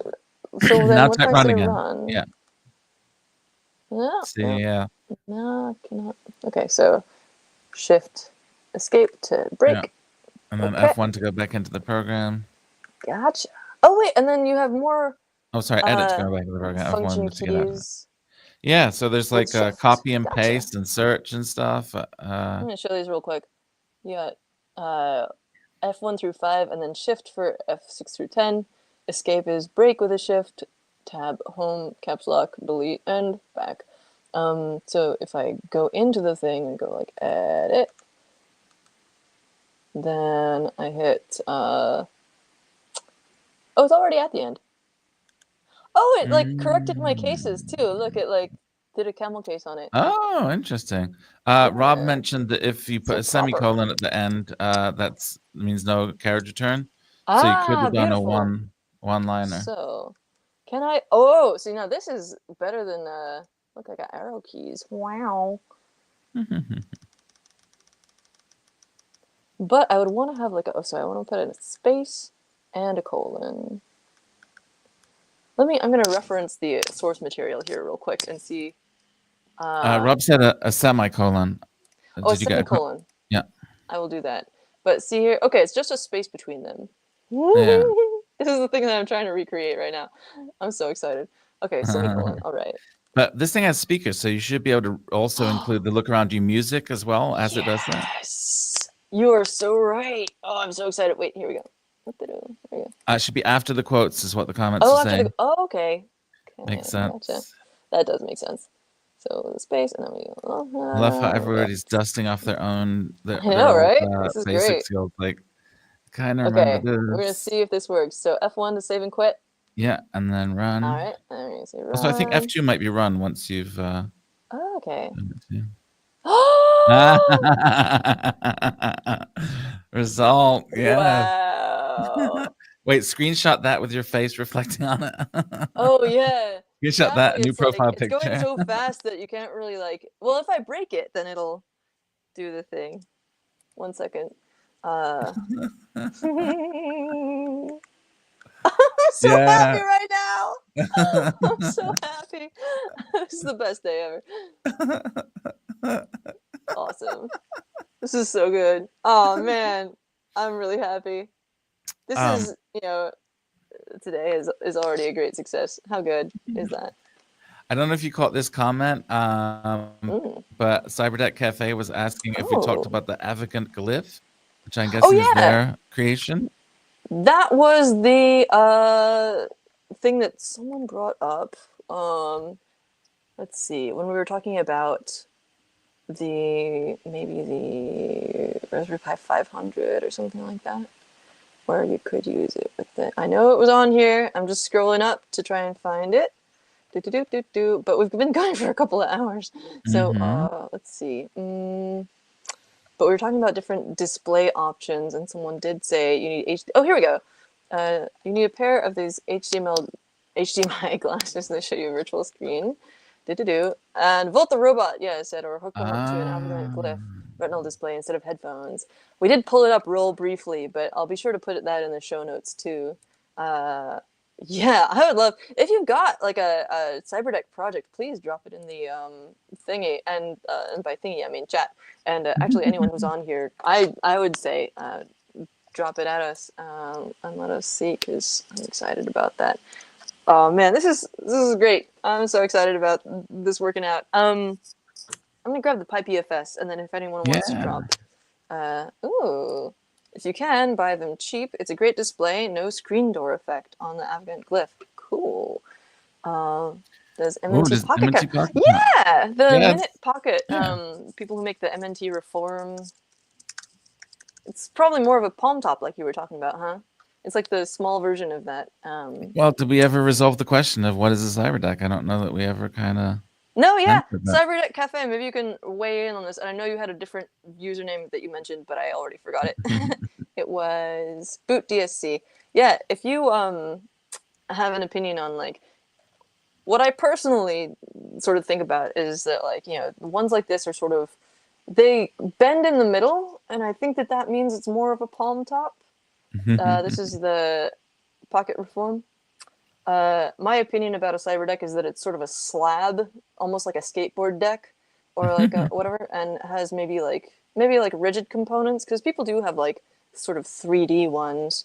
And I mean, I don't know, because I've seen ones in like lunch boxes and stuff, and I feel like that counts to me personally. But then when it comes to like, let me hide that comment again. To me personally, I think it has to have like a keyboard or like an input, some kind of input situation, which on a Raspberry Pi, honestly, you can just use the on-screen keyboard on the newer ones. And then a display. And to me, that's what makes it. But I don't know. What do y'all think is a cyberdeck? We have a non-committable response from IMO, any computer-ish device you build or mod is. Whoa, Nice. that is a take. Ooh. Okay, so I'm curious about that because I know that like Look Mum Computer has made like massive like computers, right? And there's definitely people who. Let me show you this one that I just saw recently. Can I find it? Oh, it's in my signal. Okay, 1 second. It's this incredible like pedestal computer. I'm bouncing on a yoga ball. That's why this is happening, by the way. As time goes on and my focus wanes and the energy gets more chaotic, this is what happens. Getting to the 3-hour mark. It's We understandable. are, yeah. I'm going to show you the PiPFS, and I'm going to show you this pedestal computer real quick because it's ridiculous. And come on, signal. Well, I'll grab the PiPFS while I'm waiting on that. Sounds good. Cyberdeck Cafe says, I like the term. It feels sci-fi, but really trying to define it and box us in kind of defeats the purpose. That's a good point. Right there, yeah, actually, hacker aesthetic, whatever you want to do. What you think is a cyberdeck is a cyberdeck. I keep saying cyberduck because my vowels are weird. We're not talking about file transfer. This is what we were talking about before we went live. Definition by the book would be a displayless computer with a brain interface. So really none of these are cyberdecks, So William Gibson would be so mad at me. Yeah. It's like hoverboards, like the things that they call hoverboards are not really hoverboards. They're little things with wheels on them. About that. I have a phrase for that, which is cheapening the future. Like when we actually get hoverboards, maybe like it won't mean the same because okay, I gotta download this image and then open it in my browser real quick of this pedestal computer. Save it. Just save it. Just put it somewhere. What's up?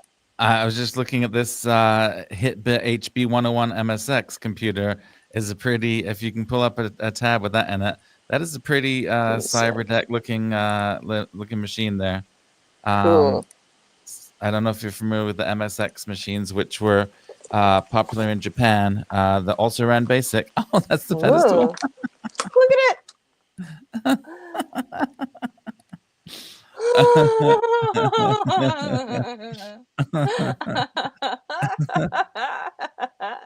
1,200.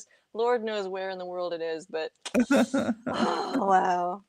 It makes me think of the Internet Archive actually, because they have an old school fancy building that used to be, I think, a church, maybe a Christian Sciences church or something, and it's got like these massive pillars out the front, and like they keep their servers in the congregation room, whatever you call that, and they've got these statues of like pews filled with statues of people who've worked there and stuff. Okay, Hitbit. Yeah, have a look at the HB-101 MSX. Okay, we don't have direct brain jacks yet. Yeah. We are stuck using our analog meat cameras. Legit. Gotcha. Okay, so let's have check this thing out. Ooh, it's a Sony. Give me pictures.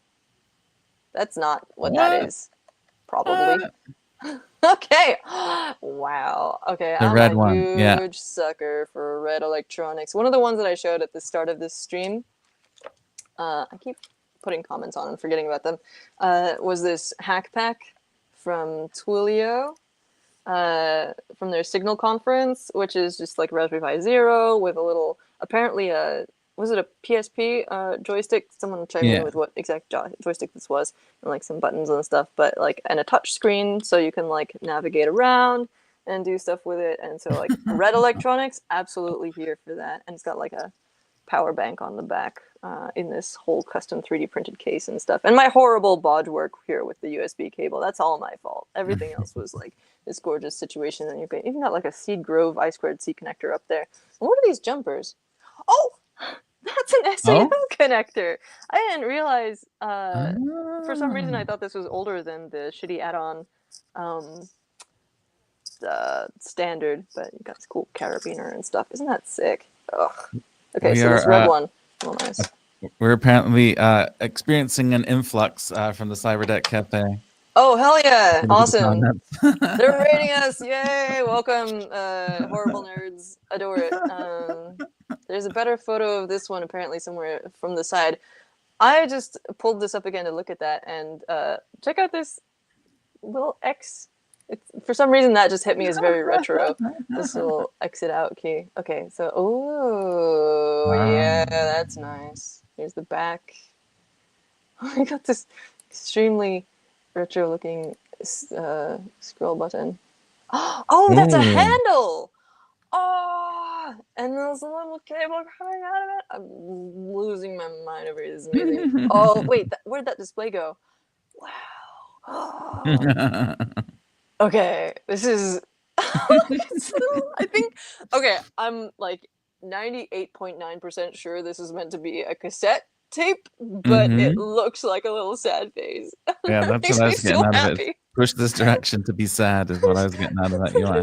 So cute. Oh man.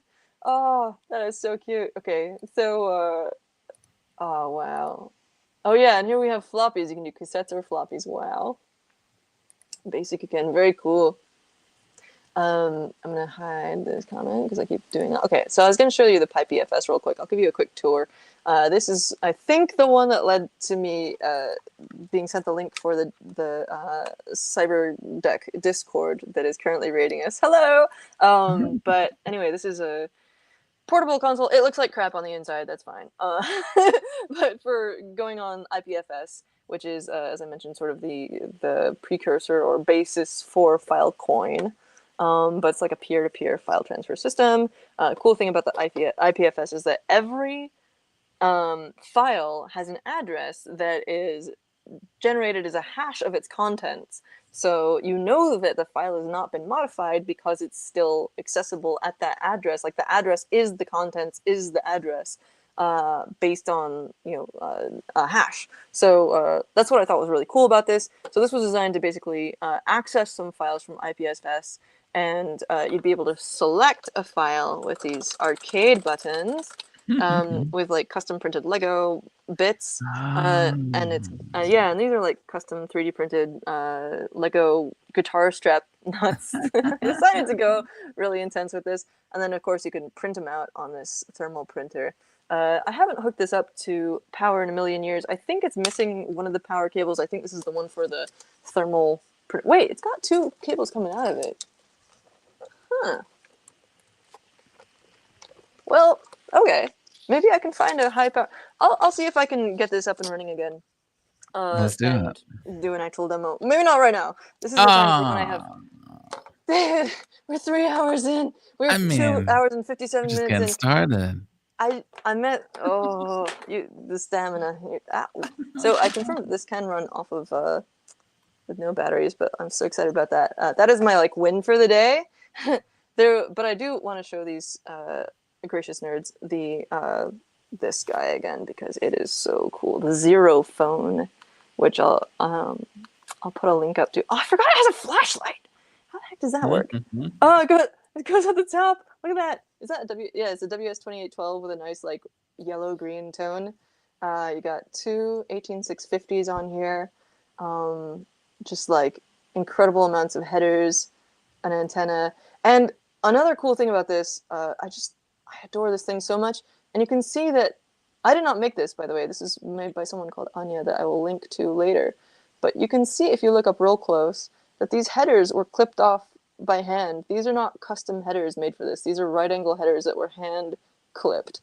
Like, just incredible. And look at this thing. I think this is just a masterpiece of cyberpunk design. It's incredible.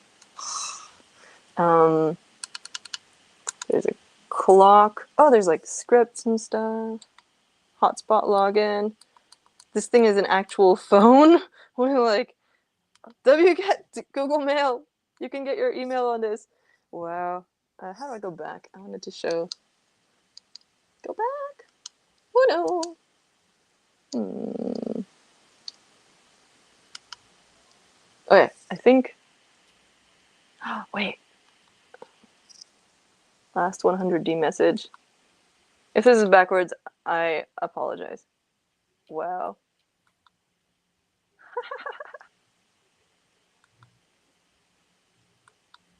Wow.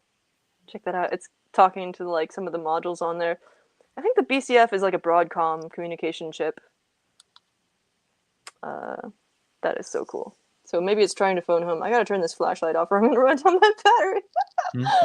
Just like, oh, check that out. Raspberry Pi Zero in there. I'm sorry, David. I can just talk about this thing forever. Go for it. Well, maybe I can't. I need to drink some more tea. But let's get you back on the screen. I just noticed an interesting thing about the Model 100, which is the caps lock. Really does lock. So when you press down caps lock, it stays.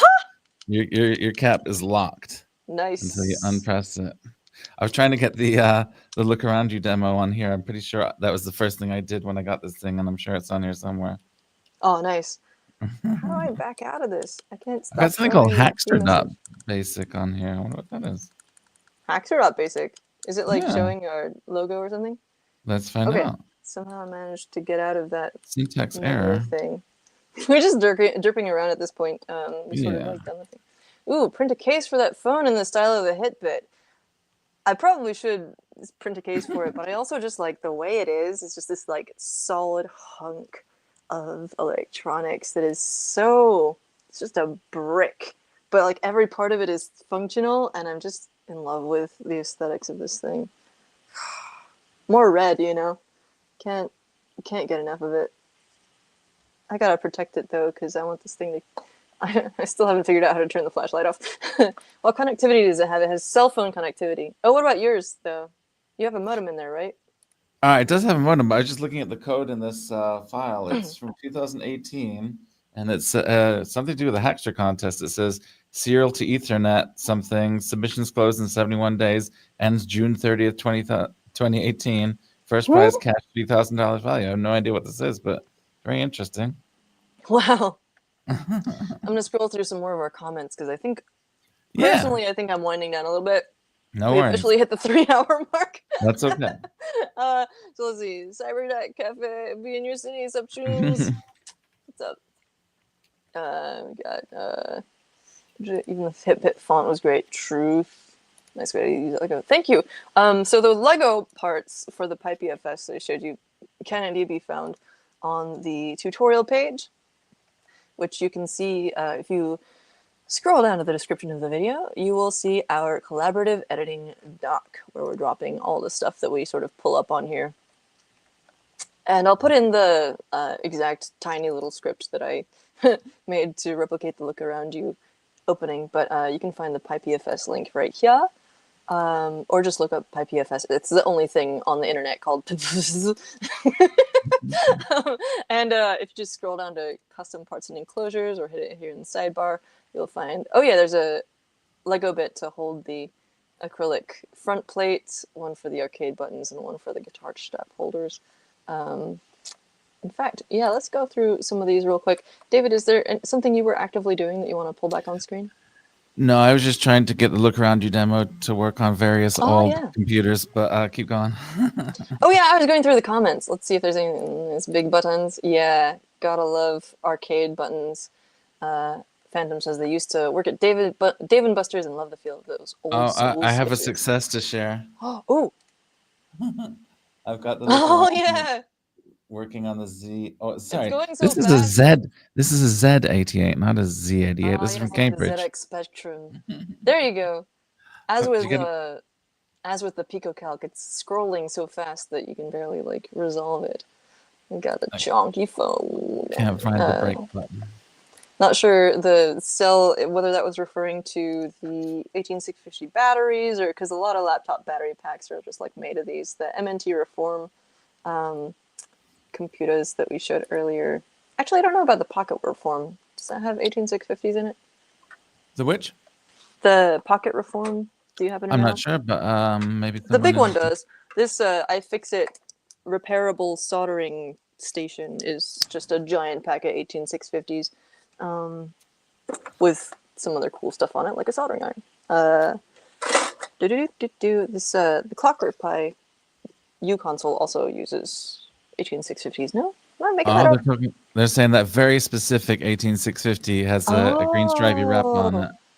Cool. Well, again, these are like original from the creator of the Zero phone, so I gotta just find the project link and dump it into the things. Look how even the like wabi sabi sort of worn away texture on that is just beautiful. Stop looking at my face. Look at the batteries. There we go. What was it you said before that?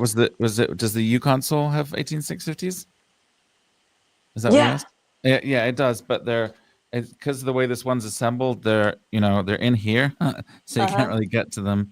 But yeah, there's a couple of 18650s in there, but they're not quick change like the dev term. One thing that's cool about it is it has a little flappy thing open here, so you can pop out your 18650s and put some fresh ones in. But the dev term, once you install them, they're kind of in there. I see. I focus again. Note from Chipperdoodles, the Pocket Reform has a pouch. The Reform 2 and the next will have 18650s. Ah, the MNT Pocket uses flat lipo cells. Gotcha. DIY Cyberpunk Nokia from Snarky Tomboy. Yeah, absolutely. Reform 2 actually uses LFP batteries. Is that one of the... No, I'm thinking of... Is that lithium iron phosphate, just like shortened? Because usually I see those as life... PO or something. I don't know. It's my guess. Phantom still works at Dave & Buster's Master Tech. We have a few machines that look just a hunk of plastic hooked up to cheap limit switches. These feel horrible, but Eaton/Barris buttons feel like a real click. I did not know! That is a really cool little bit of arcade switch lore, though. Aha, yes. LFP is short for lithium iron phosphate. Gotcha. Oh, yeah. One last thing. Never the last thing, but wake up again. I found the clock on this, which I think that this had a cool like analog display. I could be making that up. Click on it. Oh, yeah, there we go. Nice. What's hard to show on this 311 is that it's 3 minutes off. I haven't booted this up in multiple years. It's got this really beautiful like cyan colored or light blue actually colored like aqua color on the display that is not coming through perfectly, but is just... Wait, can you call me exquisite. On it now? Will it work? It's got a SIM card? It definitely doesn't have a SIM card. I don't know what its deal is in terms of like actually connecting it to stuff. Does it have a SIM card? I don't know. It's got HDMI out.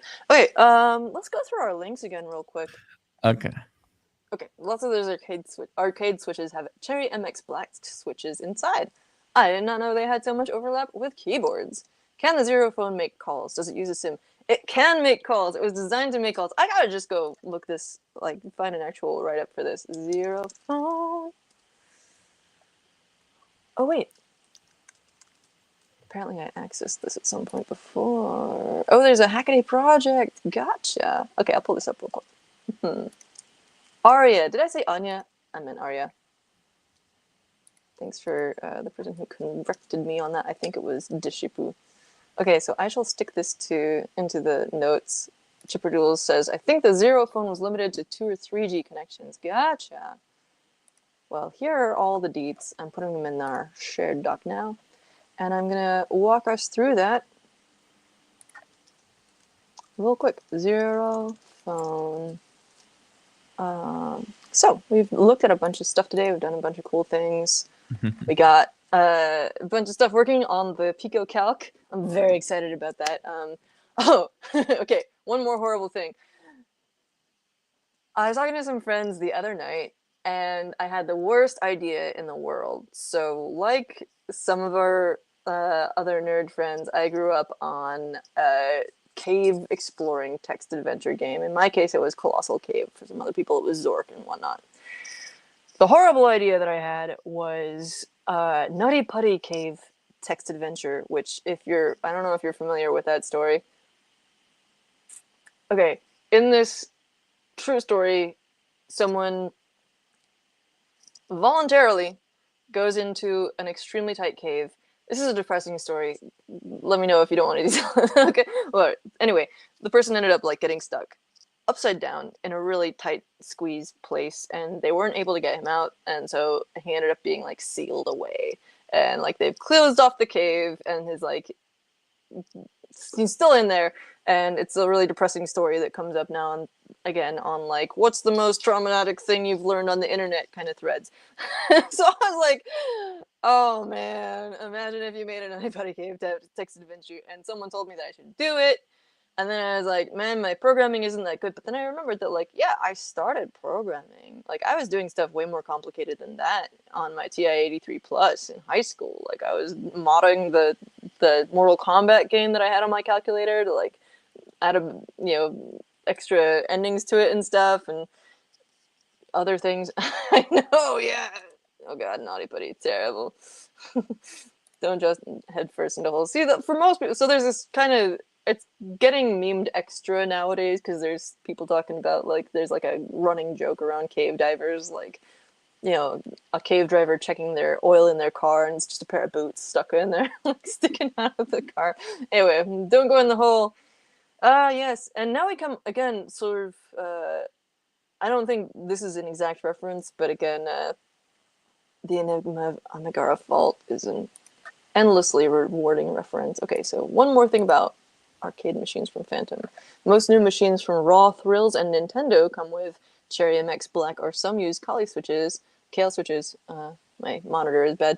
The difference in price is insane. Limit switch $3 to $4. Barris button $20 to $50. Wow. Dang! I think I got these off of Spark Fun, and they were definitely more in the like $3 to $4 range. They were not that expensive. Whoa! Dropping the cables, but you can see that they're just like yay deep-ish, and they've got literally a limit switch on the bottom. That is a limit switch, so that makes sense that it would be.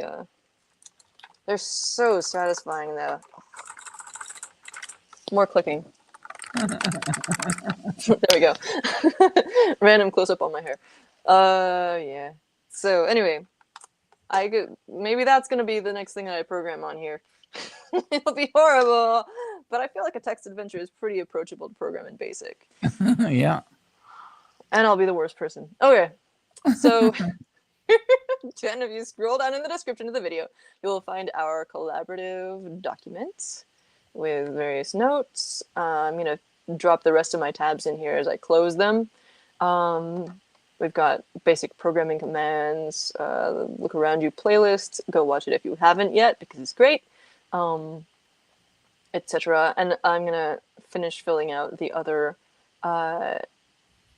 CyberX that we showed. David, actually, if you can drop me a quick list of your I pulled up all the vintage ones, retro ones, but I think you got most of them. He had a ton of really cool ones, but there are also like some modern ones I didn't put in there, like the Hackaday SuperCon one. Today we have talked about the PicoCalc from ClockworkPi, which is a really wonderful little device that we've been hacking on. I assembled mine from scratch, and David and I both did some programming.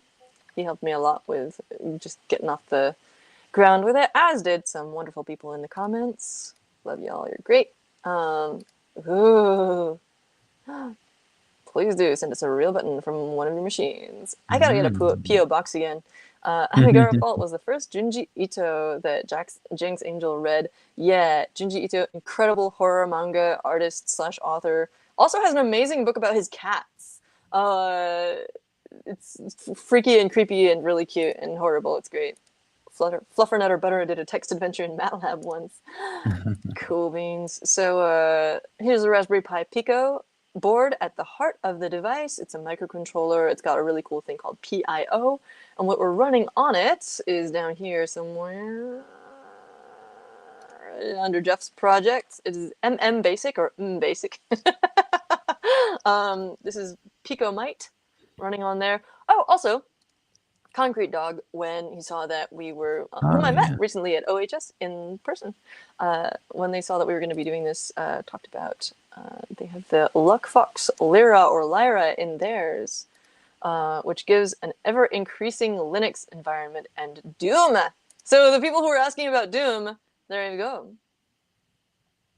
We also looked at a bunch of stuff that we got from Teardown conference recently and talked about our favorite talks from there, by the way. So we've got the schedule.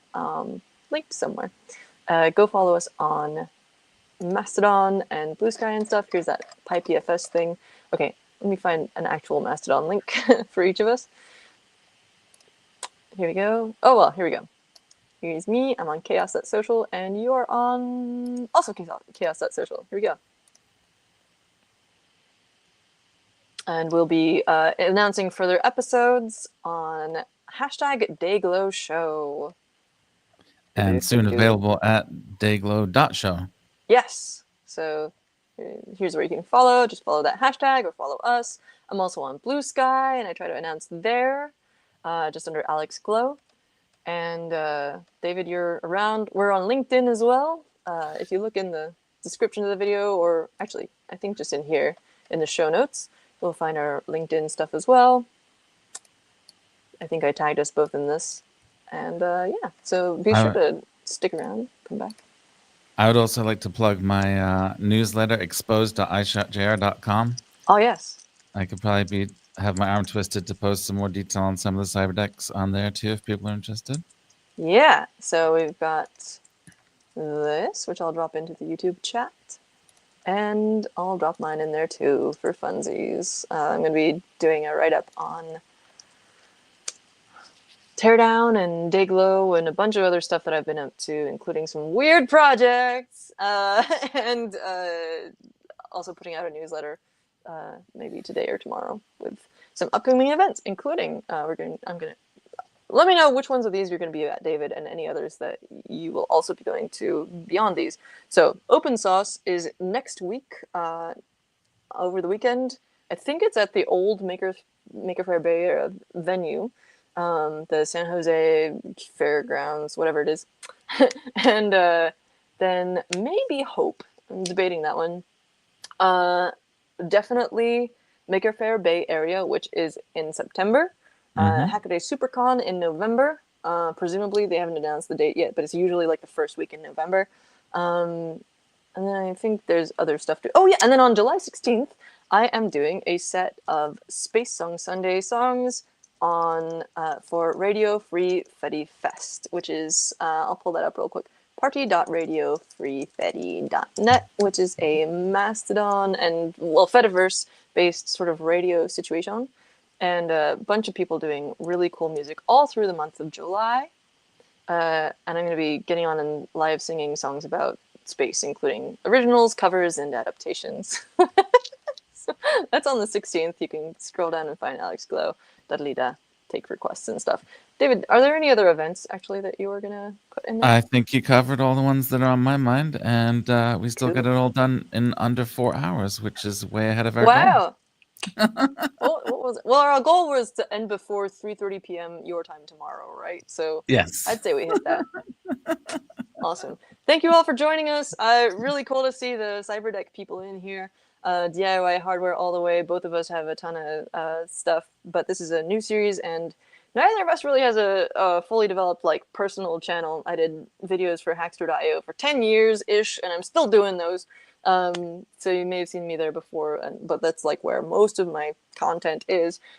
David's been doing community enter at Make, doing tons of stuff like publishing your own projects. You've got tons of projects up as well, and you can find all of those on our social situation stuff. Brain is melting. Thank you everybody for joining, including all our friends and a bunch of people we saw at Teardown. See ya. Bye.